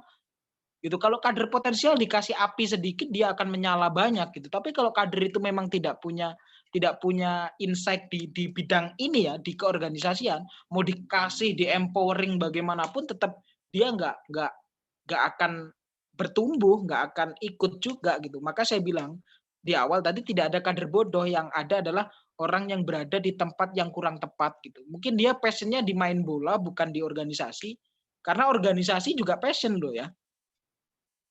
Orang yang memiliki golongan darah O kayak saya itu pasti lebih senang berorganisasi ketimbang olahraga gitu. Pasti begitu. Jadi teman-teman jangan pernah terjebak untuk ngurus satu kader yang tidak potensial. Karena berorganisasi ini soal passion juga. Carilah kader yang berkualitas. Jadi Pandu sabar lah. Gitu. Karena itu baiknya saya nggak tahu detailnya profiling anaknya bagaimana gitu. Oke. Tadi bentuk pengayoman yang saya katakan di awal sebagai satu di antara 3 bakti seorang perkader itu, mengayomi itu salah satunya adalah mengetahui asal-usul seorang kader. Karena seseorang itu dibentuk oleh perjalanannya. Kalau dia itu mantan OSIS, dia itu mantan ini, pasti dia berkualitas. Atau minimal diajarin dikit udah ngerti lah. Tapi kalau dia itu mantan pemabuk, ya, brok, nggak jadi. Pemabuk dan anak liar pasti sulit mengkadernya tuh. Jadi teman-teman harus bisa memprofiling seorang kader sehingga treatmentnya cocok gitu. Kalau anak kader kita suka mabuk-mabuk, tiba-tiba kita datang, auzubillahi minas, ya dia apa ini gitu. Jadi kita harus menyesuaikan objek di awal tadi ya. Jadi penyesuaian objek dakwah kita seperti apa gitu. Kita nggak bisa mengeneralisir atau mentreatment satu kader dengan satu metode itu, banyak kader dengan satu metode itu kemustahilan gitu. Saya juga masih meyakini bahwa PDKT terhadap perempuan itu caranya masing-masing kok. Ada yang suka dipuji, ada yang nggak suka dipuji, ya kamu lebay gitu. Ada yang dipuji, kamu kayak ini, kayak kupu-kupu gitu. Seneng, padahal kupu-kupu dulunya ular gitu. Kan gitu-gitu kan? Nah gitulah. Oke, terima kasih. Maaf terlalu lebar. Baik, terima kasih Kanda. Mungkin yang lain ada yang ingin menanyakan? Kalau nggak ada, kamu aja lagi, Pandu. Saya mau tanya Mas Andi. Waduh, siapa ini? Mas Sarul. Fahrul. Ya, Fahrudil MZ. Ya, Assalamualaikum warahmatullahi wabarakatuh. Waalaikumsalam warahmatullahi wabarakatuh. Selamat malam, Yai. Mau tanya, terkait yang disampaikan Kanda Kandi tadi, ya kan, golongan U, mayoritas ke organisasi, ya kan. Kalau golongan darah A ini kemana arahnya, Mas? Soalnya saya golongan A ini. Olahraga organisasi gak masuk ya. Tiba-tiba jadi dokter spesialis darah. Bedakan ya, Mas. Turun. Iya ya. Ayo Mas, serius Mas. Gini Mas, menurut pengalaman nih kan di TBZ, banyak sih aslinya kader itu yang mempunyai kualitas tinggi di akademik ya kan. Kayak ikut lomba-lomba apa aja lah. Nah itu karena mereka tidak mempunyai link untuk lombanya apa ya gitu kan. Terus mereka tidak bisa mengeksplor diri lah. Nah kita itu selain melakukan PDKT ya demi mengangkat nama YMM TBZ lah Mas. Nah itu yang tadi disampaikan kader yang berkualitas, cara melihatnya selain dari track recordnya dulu ya, ngikut organisasi apa aja, itu gimana kita melihat mereka gitu Mas. Kalau mereka ini oh iya berkualitas gitu lah, atau mempunyai api yang besar gitu lah. Ya itu aja Mas. Makasih Mas. Jadi kita bisa fokus lah. Kira-kira kalau sudah ini udah peak ya kualitas ya kita ngarah ke sini itu. Itu aja Mas. Makasih Mas. Oke, siap Arul. Sebentar, ini mati sambil ngecas aku. Pindah.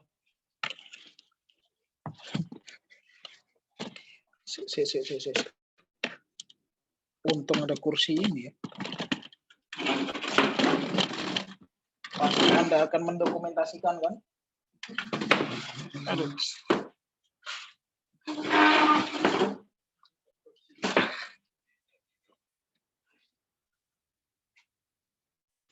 Oke, terima kasih Arul. Pertanyaannya menarik karena ini soal SDM ya. Kebetulan di organisasi yang baru saya juga megang sumber daya manusia di ACI. Nah ini treatmentnya memang menarik, ngurus manusia itu menarik. Kalau ngurus teknis itu lebih gampang sebetulnya. Kalau ngurus SDM itu memang menarik. Manusia itu unik. Jadi gini, ada beberapa metode-metode untuk kita bisa mentreatment seseorang dan mengetahui orang ini petanya di mana dan bisa kita lempar kemana, kurang lebih gitu kan. Kuncinya yang harus kita pegang erat adalah bahwa tidak ada kader bodoh, tapi yang ada hanyalah apakah dia tepat di A, apakah dia tepat di B, apakah dia tepat di C. Ini soal ketepatan. Maka kita harus memetakan supaya tepat, kurang lebih begitu pegangan yang harus kita miliki ketika proses kaderisasi. Nah, yang pertama profiling, benar. Kita harus memprofiling, maka ada fungsi mengirim biodata ketika di AD itu harus disimpan. Kita bisa mengetahui apakah anak ini berasal dari keluarga yang relatif aman gitu, tidak ada konflik di internal keluarganya seperti broken home atau seperti apa. Apakah anak ini sebelumnya berada di lembaga-lembaga yang aman gitu. Apakah dia alumni STM atau SMA gitu-gitu perlu kita ketahui dan perlu kita kumpulkan. Dan yang berikutnya setelah profiling, yang paling penting untuk menyusun SDM itu adalah perlu adanya medium test case atau penjajakan ya. Penjajakan itu bisa dilakukan dengan cara apa? Misal kita ketika membuka forum diskusi, coba beberapa kader itu dibagi siapa yang mau tanya gitu kan. Kita di dalam proses kaderisasi yang berjalan itu kita bisa mengetahui, oh anak ini bisa ngomong. Anak ini punya antusias yang bagus pada soal-soal keilmuan. Nah, maka ini sudah bisa mulai dipetakan, dipegang oleh siapa? Karena Pandu ini seorang intelektual yang ulung misal, maka Pandu yang megang kader ini. Terus tapi di forum yang lain ketika membahas keislaman begitu, antusiasnya juga meledak-ledak. Ada kader lain yang begitu. Oh, berarti ini si Zaki Robit misal, ada itu anak Prof Hamka, atau yang sangat hobi dalam dakwah gitu. Nah, di dalam prosesnya itu asesmen kita berjalan gitu. Selain profiling adalah asesmen berjalan bahasanya. Dengan cara penjajakan, di proses penjajakan itu baru asesmen berjalan. Karena tidak semua orang itu minat pada satu bidang yang sama gitu. Ada yang minatnya di keilmuannya aja, ada yang minat di sosialnya aja, itu nggak apa-apa. Terus kita asesmen sehingga dipegang oleh senior yang tepat, begitu diarahkan. Oh, anak ini sering tampil di depan, pasti dia cocok jadi instruktur. Karena instruktur itu pekerjaan yang satu bagian di IMM yang menuntut kita selalu tampil di depan begitu.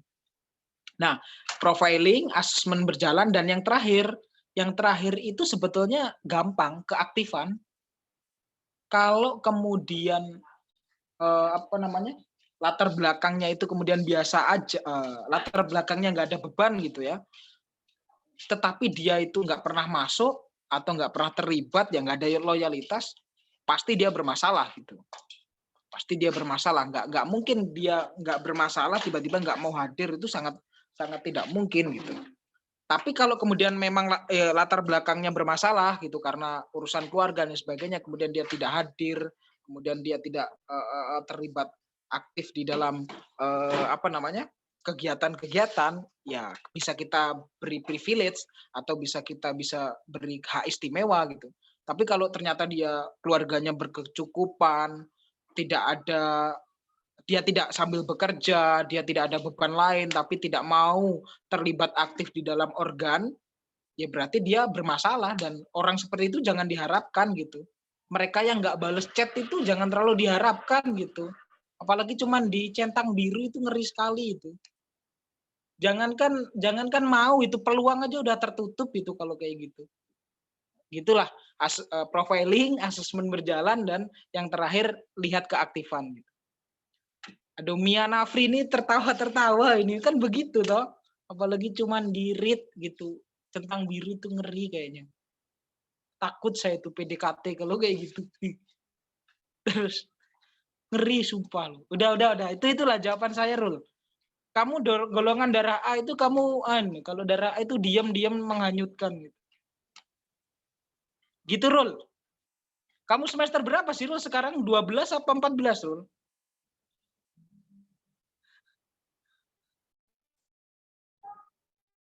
Oke, udah itu. Terima kasih. Ini yang hadir adik-adik ini pasti orang yang aktif-aktif dan berkualitas. Saya kan baru kenal nih, ada bentar Nur Aini. Kalau Titik saya makasih Anda. Terus ada kalah Mas, masih semester 7 lah OTW. Oke. Udah, itulah. Terima kasih. Semoga menangkap ya kemana-mana.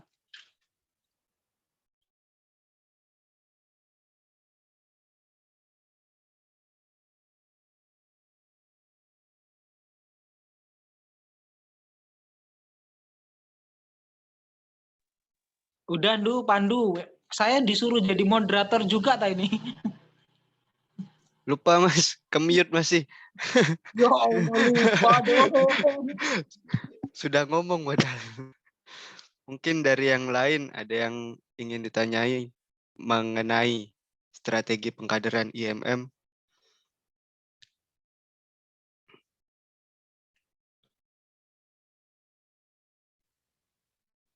Mungkin dari saya, Mas Andi. Iya, Titik, silakan. Ya, Assalamualaikum warahmatullahi wabarakatuh. Waalaikumsalam warahmatullahi wabarakatuh. Ini Mas mau bertanya, bagaimana cara atau tips-tips menjaga keutuhan di dalam pengkaderan IMM ini? Karena mungkin ada beberapa dari komisariat merasakan bahwa di cabang sendiri di bidang pengkaderan ini merasakan belum ada wejangan-wejangan dan tidak tahu siapa orang yang memberikan wejangan-wejangan dalam pengkaderan. Dan mungkin dan bagaimana juga supaya agar pengkaderan IM ini tetap terjaga dan tidak menjadi vakum begitu, Mas. Mungkin itu saja dari pertanyaan saya. Terima kasih, Mas Andi. Oke, terima kasih Mbak Titi. Untuk Mas Andi silakan dijawab.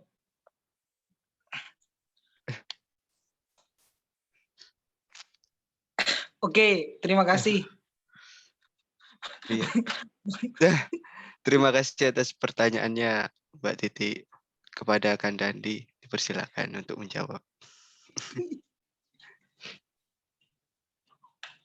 Anda diam. Oke, terima kasih. Sambil happy ya teman-teman ya. Saya tuh suka loh kalau dipanggil gini. Jadi di tengah capeknya kerja, ketemu teman-teman tuh happy aku. Oke, secara pribadi memang saya bilang begini, saya tuh mau dipanggil lagi ke IMM begitu walaupun sudah tidak di struktural, tapi untuk 2 urusan. Yang pertama urusan perkaderan, yang kedua pergerakan. Cuman 2 itu. Kalau di luar itu saya nggak mau gitu. Tapi kalau masih perkaderan dan pergerakan saya mau. Oke. Bagaimana sih menjaga stabilitas kaderisasi di masa pandemi, kurang lebih gitulah. Dan karena di lain sisi juga ada bagian yang tidak lengkap, dalam hal ini cabang tidak totalitas dan entah apalah, saya tidak mau masuk ke sana, tapi saya coba memberikan oase seperti ini atau memberikan harapan lah kepada teman-teman. Jadi gini, pada saat krisis itu akan terseleksi secara alami siapa-siapa yang betul-betul mengabdi begitu. Maka ketika 98 reformasi, 45 kemerdekaan gitu. Itu pasti ada pahlawan-pahlawan yang bertahan, tetapi ada juga yang menjadi pengecut. Maka teman-teman hari ini memilih menjadi siapa di antara krisis ini gitu. Kalau kita anggap ini adalah masa krisis organisasi, mau jadi pengecut atau mau jadi pahlawan, itu pertanyaan awal. Pertanyaan keduanya adalah apakah teman-teman sudah berkontribusi pada proses perkaderan itu sendiri gitu. Tadi sore saya sambil di atas motor nulis gitu. Mungkin teman-teman bisa klik di Instagramku di bagian bawah itu Sabda Juang. Saya bilang bahwa yang paling itu adalah menunjuk diri sendiri. Karena kita terbiasa menunjuk orang lain. Gitu kan? Karena menunjuk diri sendiri itu belum tentu semua siap. Misal ketika menunjuk diri sendiri ternyata saya bodoh. Nggak semua orang menerima dirinya bodoh. Menunjuk diri sendiri misal, oh ternyata saya lebih banyak omong ketimbang bekerja. Nah itu yang paling sulit. Nah ini bukan mendiskreditkan Titi, maksudnya adalah sebelum kita out, sebelum ke orang lain, yang perlu ditanya itu yang pertama kali adalah diri kita sendiri sudah berkontribusi apa terhadap proses kaderisasi. Oke, catatan pentingnya itu. Nah kemudian ketika seperti ini, ketika yang diharap-harapkan nggak datang, ya bibit kaderisasi itu jangan diharapkan dari mereka, tapi harapkanlah pada diri kita sendiri gitu. Lah ini kan teman-teman TBZ kan yang saya bilang tadi sudah menumbuhkan sudah sedikit membasahi rasa kering saya melihat IMM hari ini gitu. Nah ini kan proses perkaderan dan bagus lagi ketika diperbanyak modelnya, didesain lebih menarik lagi dan kemudian mengundang orang-orang yang memiliki memiliki exposure atau insight yang tinggi supaya kader-kader itu semakin termotivasi. Bahkan saya menganggap bahwa TBZ itu adalah perkaderan itu sendiri gitu. Kalau tanya bagaimana Mas, ya jawabannya sebetulnya yang teman-teman lakukan ini gitu. Misal melakukan model-model kader, ada namanya inkubasi perkaderan. Materinya apalah terserah. Ke Gunung Ampar, Mas punya tempat baru, tempat kemarin sempat syuting acara di sana, tempatnya bagus, kemudian bawa tenda di sana, ngundang pemateri, di plan yang bagus, menggunakan protokol kesehatan, gitu-gitu. Semua bisa dijalani gitu. Karena yang diharap-harapkan nggak bisa, ya siapa lagi kalau bukan kita, kan begitu. kata Demokrat dulu. Gitu. Jadi titik itu sudah dari perkaderan itu sendiri gitu loh. Makanya saya bilang kemarin, membahas sejarah itu yang paling berat adalah bukan memahami sejarah, tapi menciptakan sejarah. Semisal Andita selama di TBZ ternyata melakukan korupsi 75 juta. Mbok sampai meninggal ya tetap diingat, oh koruptor 75 juta. Ya jangan begitu. Maka silahkan tinggalkan jejak yang baik. Gitu. Titik juga misal meninggalkan sejarah buruk. Titik memacari 50.000 kader misalnya. Itu kan buruk banget itu. Jangan. Maka tinggalkan sejarah yang baik-baik gitu. Tapi kan sudah paham ya sama Mas Andi dengan bahasa-bahasa yang sarkas dan satir ya. Itu semoga kamu menangkap gitu. Ya aku seneng banget loh, sumpah aku seneng banget aku. Karena dunia kerja itu kadang menyebalkan gitu. Uang gitu. Kalau gini kan enggak, anak-anak lucu-lucu gitu. Masih seru gitu. Kalau sekarang udah dituntut kapan menikah Anda, aduh. Pusing. Gitulah Ti ya, ngerti ya Ti ya. Bahasa ini bahasa kopi kok. Ya Mas, mengerti. Makasih Mas Andi. Oh iya, harus makasih memang. Bercanda. Terima kasih Kanda untuk jawabannya. Mungkin masih ada pertanyaan lain mengenai perkaderan. Hadir. Siapa ini? Saya mau Mas tanya Arul lagi, lagi. Pandu. Saya Iya, mau tanya. silakan. Waduh, ya silakan. Aku Oke, next dah. ladies first ya. Yang tadi cewek dulu. Oke, Mbak baik, terima Andita. kasih. Oh iya. Oke. Baik, terima Silakan. kasih moderator. Suaraku dengar? Iya, dengar. Saya mau bertanya, sebenarnya kalau dari saya sendiri memang membahas perkaderan, mungkin semua orang merasa bahwa perkaderan itu memang sangat kompleks sekali ya, karena memahami manusia itu apa ya, sesuatu yang ribet banget pokoknya kalau saya menganggap itu. Nah, beberapa waktu memang saya sempat menganalisis gitu ya problematika yang dialami kader, dan itu juga saya rasa penting untuk kami memahami bersama. Dan salah satu problematika yang muncul dalam perkaderan di mana itu dilakukan oleh kader itu sendiri adalah kalau saya lihat-lihat itu perbedaan orientasi gitu. Jadi misal di awal nih kita sudah menyepakati sesuatu hal, kemudian orientasi misal kita di IMM ini untuk apa, tentu ada orientasi yang memang itu sudah satu kesatuan gitu. Cuman terkadang beberapa kader itu seiring berjalannya waktu itu orientasinya berbeda. Misal yang awalnya memang dia niatnya ingin belajar, cuman karena tidak tahu kenapa itu berubah seiring waktu gitu. Nah, bagaimana sih cara kita agar menghadapi atau menangani kader yang seperti itu gitu. Di satu sisi ya kita ingin mempertahankan kader tersebut karena dari segi potensi itu ada gitu dan bisa berkembang. Tetapi satu sisi orientasinya berbeda, padahal orientasi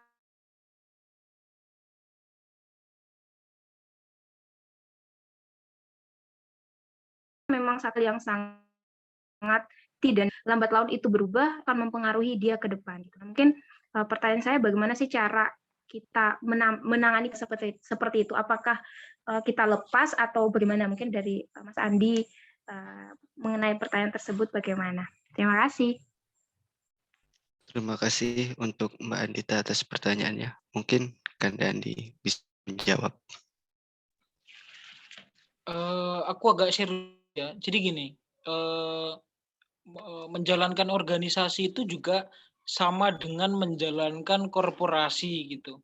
Karena di dalam korporasi ada marketing supaya orang mau membeli produk corporate tersebut. IMM juga sama, sebagai organisasi juga kita marketing organisasi ini supaya produk kaderisasi kita diminati dan orang mau masuk begitu. Kurang lebih sama kan.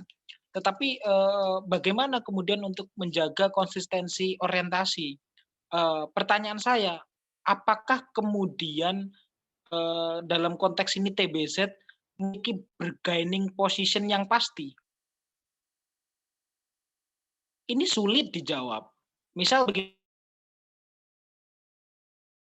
TBZ, maka akan mendapat relasi yang kompetensi saya meningkat dan saya bisa kemudian menjadi sesuatu. Kurang lebih gitu. Bargaining idealnya begitu. Pertanyaan saya, apakah bargaining position itu sudah bisa ditawarkan oleh TBZ dan bisa dijamin oleh TBZ? Karena larinya seseorang itu atau berubahnya orientasi seseorang itu karena tidak adanya kepastian gitu.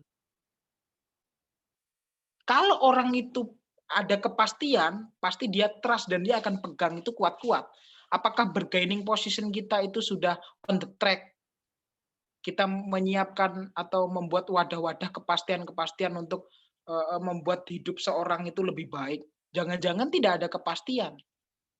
Sehingga di pertengahan perjalanan sama dengan quote, kamu tuh jadi nikahin aku enggak sih gitu. Ketika nggak ada kejelasan, maka dia memiliki bisa triple choice, begitu kan? Double choice, begitu dia akan membuat orientasi lain karena memang tidak ada kepastian, kan begitu. Pertanyaannya gini, apakah Andita hari ini juga sudah mendapatkan sebagaimana orientasi di awal dulu ketika masuk, ya kan? Prosentasenya berapa? Atau jangan-jangan aku punya orientasi ini sih Mas, cuman pencapaiannya mungkin 60%, yang 40% itu nggak saya dapat. Wong kamu aja juga memiliki distraksi terhadap orientasimu. Bagaimana kita bisa memastikan orientasi seseorang kepada kita sementara kita tidak memberi kepastian atau jaminan supaya dia berkembang? Gitu. Ya biasalah di pertengahan jalan, TBZ apa, nggak ada apa-apa, nggak pasti aku. Di sini nggak ada kepastian, ya cari yang lain lah gitu. Sama dengan perasaan, kalau nggak pasti buat apa kan gitu. Pindah aja, pindah. Ya kan? Dan catatan saya itu selalu menjawab pada soal-soal yang abstrak karena saya tidak mau mendikte. Itu dari dulu begitulah. Saya itu sebetulnya bisa aja dikte A, B, C, saya nggak mau. Jadi naruh pikirannya ke kalian biar kalian itu berimajinasi gitu loh. Masa nggak bisa, pasti bisa lah. Kan kita bukan robot kan. Semoga Andita bisa berimajinasi dengan pikirannya. Saya membantu itu aja. Takut mendikte. Itu gitu sih Andita. Nggak tahu ngerti apa enggak kamu. Terima kasih Kanda untuk jawabannya. Mungkin Mbak Andita masih mau menanggapi.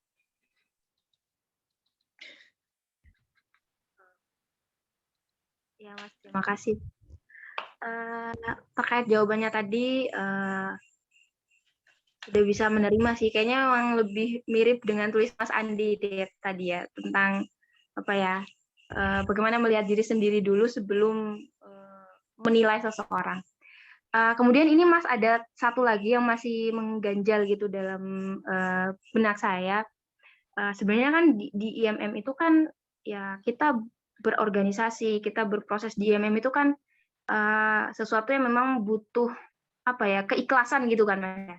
Karena memang di IMM sendiri ya dari segi apa ya, jaminan itu kan misal jaminan untuk misal dalam hal apa ya, mungkin yang bersifat material itu kan tidak ada. Nah, kadang-kadang kami sulit gitu ya memberikan kesadaran kepada kader-kader bahwa kita di IMM ini memang apa ya, ya harus ikhlas dan memang harus tulus gitu loh untuk sama-sama bergerak atau menggerakkan IMM, terkhusus TBZ dalam hal ini gitu Mas. Mungkin Mas Andi bisa memberi wejangan atau saran terkait itu Mas. Oh iya. Nah, jadi gini, teman-teman, kaderisasi itu sekali lagi adalah sifatnya kayak dakwah. Jadi ada perintahnya, tetapi sifatnya tidak dinilai tidak dinilai dari hasil, tetapi dinilai dari upaya, gitu ya. Supaya teman-teman tuh nggak terlalu kecewa, kok begini sih gitu.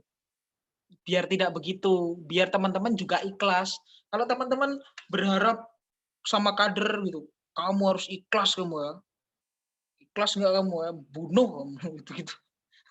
Misal jadi keikhlasan itu juga sifatnya apple to apple. Artinya ketika kita menuntut kader kita A, B, C, D, apakah kita sudah begitu? Itu kunci. Jadi kita juga upaya kita itu sejauh mana effort yang kita bangun itu preferensinya selebar apa dan sebanyak apa. Ketika kita sudah maksimal terus hasilnya minim, itu bukan lagi menjadi tanggungan kita gitu.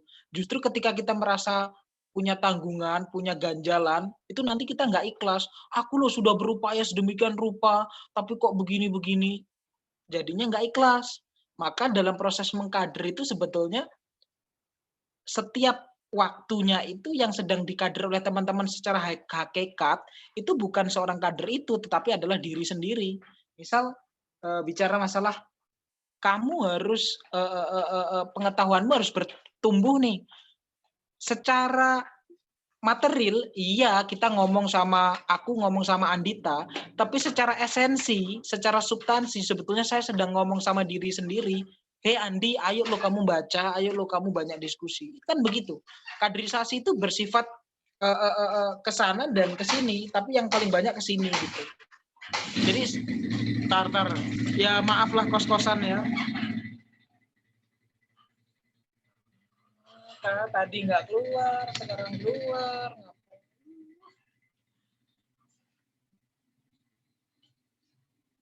Oh, saya lanjut dulu ya. Gitu. Jadi sesuatu yang dari hati dan kita memang siap, insya Allah banyak kader yang insya Allah bisa kita tarik ke hal-hal yang positif. Soal keikhlasan, soal orientasi, soal nilai-nilai itulah. Itu semua proses. Yang terpenting adalah upayanya, bagaimana hasilnya itu tidak dihitung, tetapi upayanya yang dihitung. Gitu. Dan menurutku nih, kan saya bukan tua ya, tapi lebih senior gitu. Jadi melihat beberapa generasi gitu, 1, 2, 4, 5 generasi ya di bawahku, aku melihat kok mereka yang serius ya, setelah purna itu jalannya baik semua. Saya mengamati, walaupun tidak dalam berbentuk riset, tetapi secara pengamatan probabilitasnya itu yang serius di IMM, ya alhamdulillah ketika keluar sebagai kader ya dapat kerjanya cepat atau bisa studi lanjut, banyak lah. Tapi kalau yang main-main, tidak sesuai antara kata-kata dan perbuatannya, itu rata-rata ya mohon maaf, dia mengalami satu dan lain hal yang yang menurutku ya waktu menanam dia tidak sungguh-sungguh, sehingga ketika perayaan memetik dia tidak bisa merayakan. Karena apa? Perayaan memetik hanya bisa dilakukan apabila ada ibadah menanam.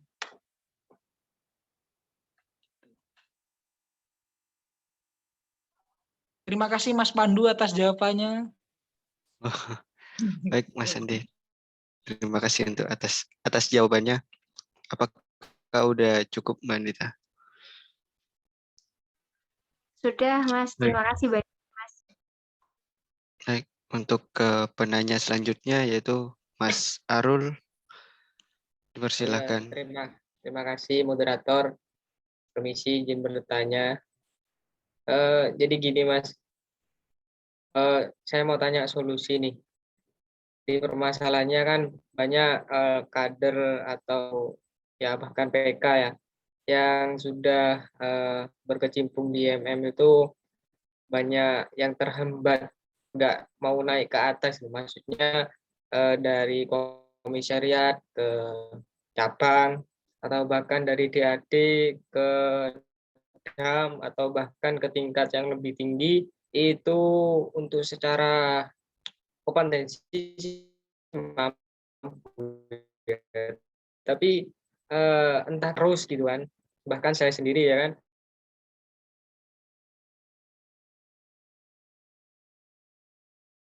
Mas Sarul putus-putus Ini suaranya.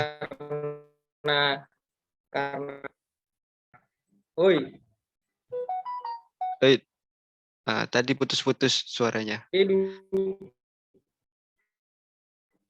sorry sinyal oi. Ya, halo.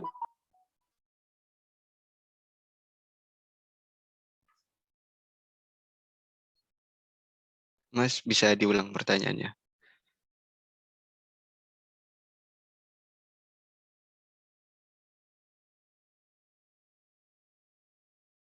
Mas Sarul. Live ya.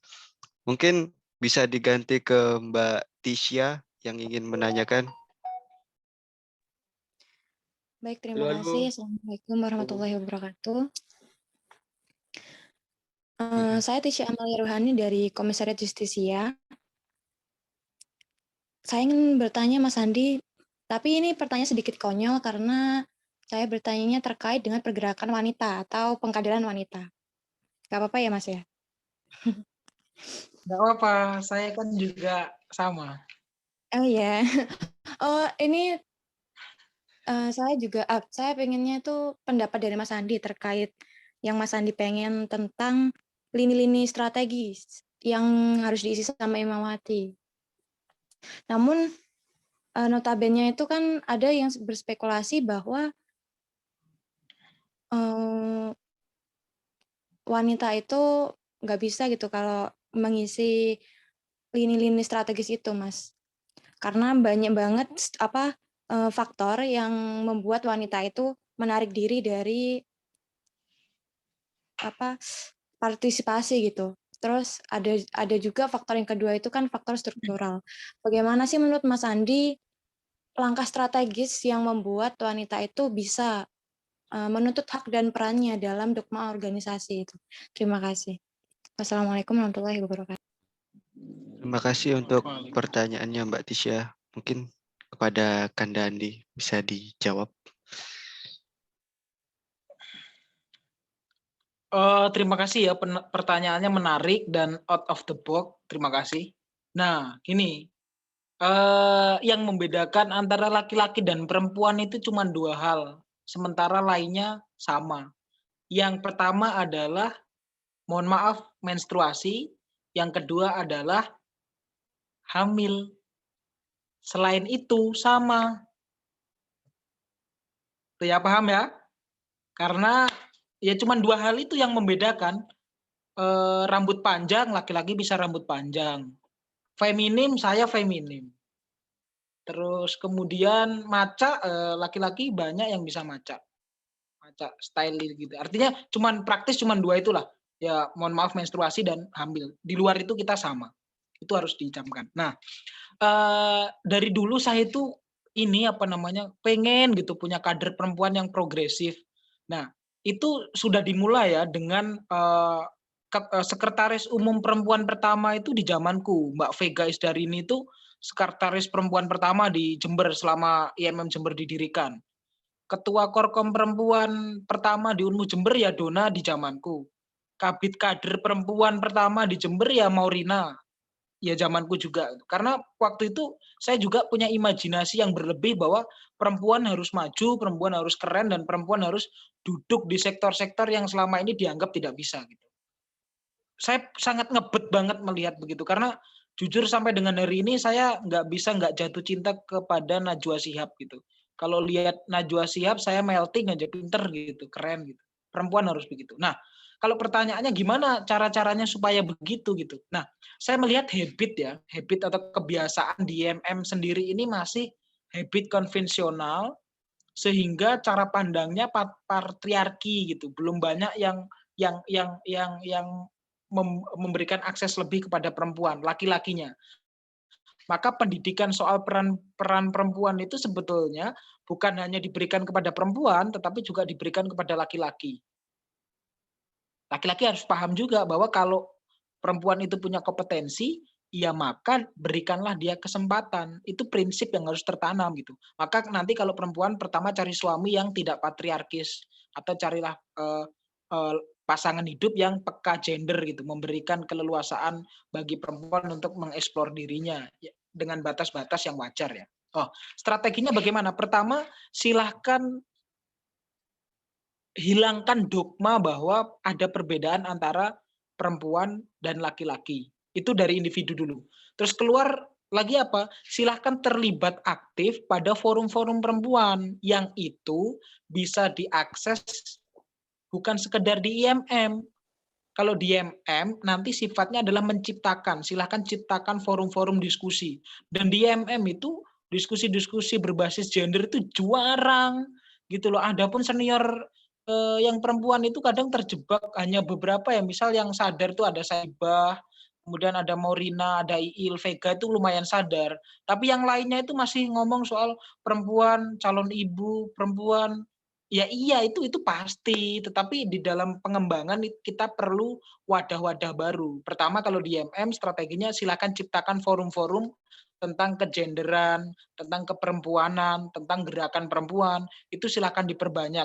Bisa di Justisia sendiri, di tempatnya Tisha, nanti silakan hubungi saya, minta pemateri yang seperti apa. Kalau beri uang saya belum mampu, masih belum crazy rich, jadi mungkin akses ya. Silahkan TBZ juga begitu, nanti ada Titi, ada Andita, ada Mia, ada Nur Aini, ada Lilis, Rino, dan kawan-kawan.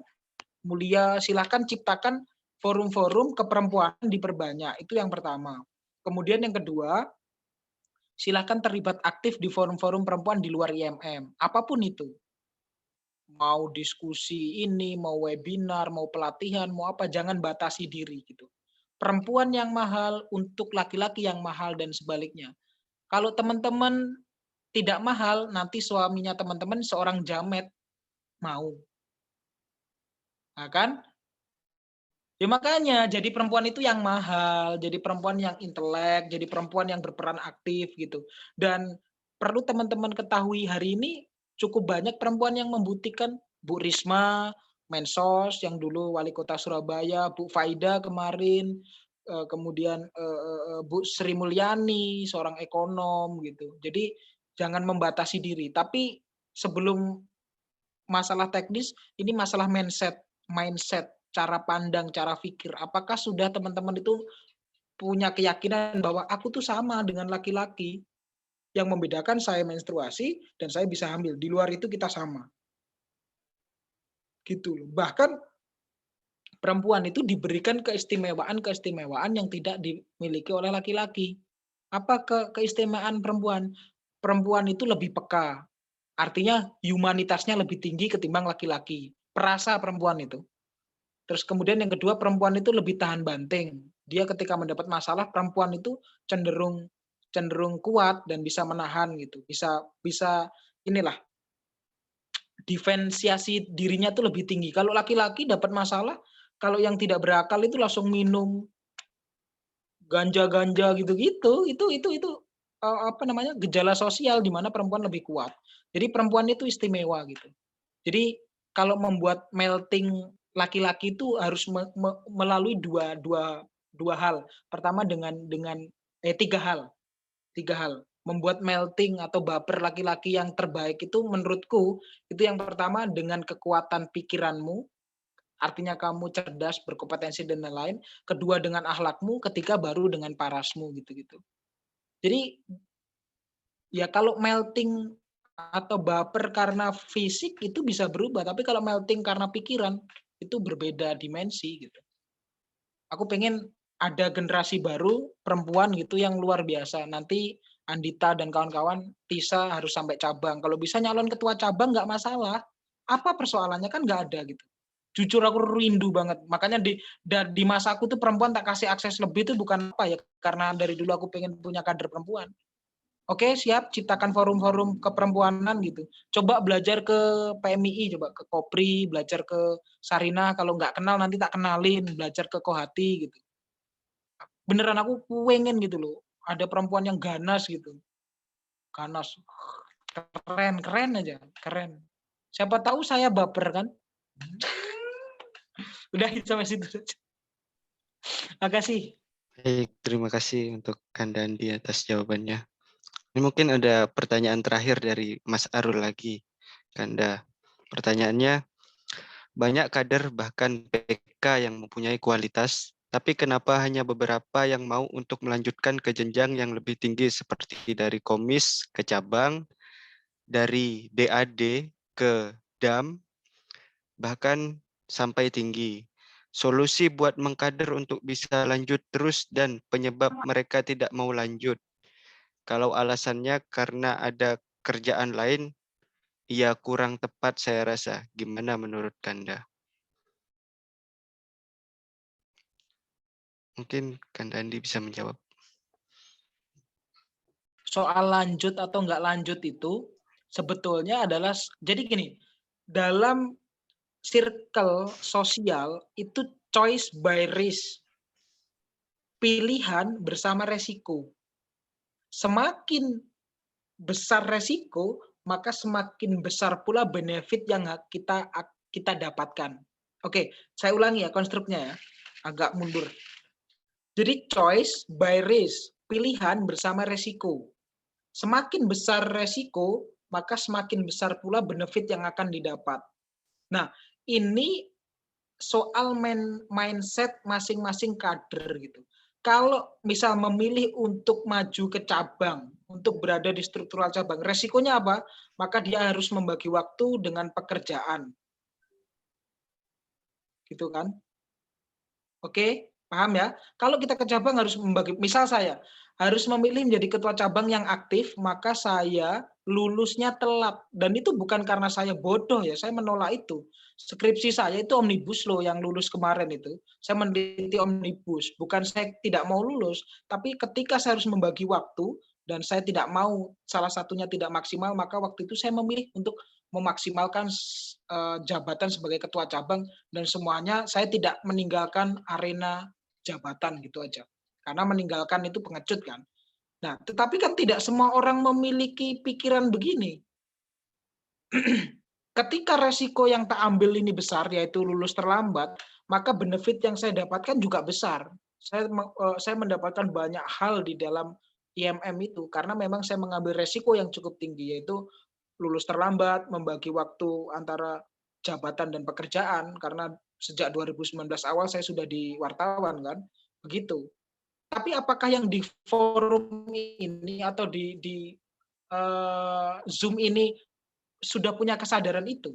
Kenapa mereka tidak mau lanjut? Karena mereka itu tidak bisa berhitung dan tidak mau mengambil resiko.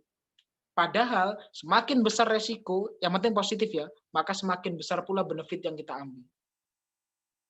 Saya khawatir malah begini, sudah cuman berproses di komisariat, tidak DAM, di kemudian hari ketika jadi senior 10 tahun kemudian, zaman saya dulu, wah kok marahin kader gini-gini, loh,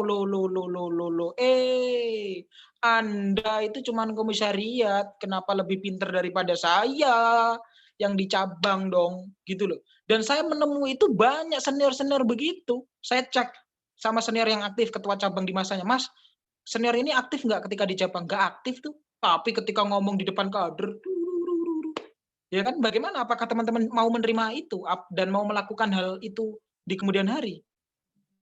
Gitu loh. Maka ketika tidak DAM, tidak DAM, tidak di cabang, di kemudian hari harus menerima resiko bahwa omongan teman-teman jangan besar-besar sesuai dengan yang dialami saat di komisariat aja gitu. Pokok semua pilihan bersama resiko. Semakin besar resiko, semakin banyak hal yang kita dapatkan. Ketika DAM misal, resikonya apa? Meninggalkan kuliah, ya kan? Keluar uang, capek, itu resiko ketika DAM. Tapi apa yang didapat? Relasinya banyak, keluar daerah, kalau DAM di luar, mendapatkan ilmu baru, mendapatkan cara pandang baru ketika DAM. Ya silahkanlah, ini tak kembalikan ke teman-teman lah. Apakah teman-teman mau mengambil pilihan yang ada resikonya, atau teman-teman mau cari aman? Itu tergantung teman-teman, gitu loh. Tapi saya memastikan semakin besar resiko positif yang teman-teman ambil, semakin besar pula benefit yang teman-teman ambil. Saya sudah membuktikannya. Dan nikmat sekali menjadi orang merdeka. Bekerja berdasarkan hobi. Cenderung mengentengkan dan malas-malasan. Gitulah teman-teman ya. Terima kasih. Terima kasih Kanda untuk jawabannya. Oke, teman-teman, mungkin ini pertanyaan dan jawaban terakhir pada kajian pada malam hari ini. Mungkin saya akan tutup kajian ini. Semoga yang kita dapat dari kajian ini bermanfaat untuk komisariat dan diri kita masing-masing. Dan saya ucapkan terima kasih kepada pemateri kita, Kanda Andi. Nggak ada close statement gitu-gitu, Ndung. Ya tanya Iya, ya, Ndung. bentar ini Mas, bentar. Bercanda lu ya. Pada Kanda Andi sebagai pemantik, saya ucapkan terima kasih banyak yang menyampaikan materi dengan penuh semangat dan juga teman-teman yang mengikuti kajian ini sampai akhir. Marilah kita tutup kajian ini dengan bacaan Alhamdulillah, Hamdalah bersama-sama.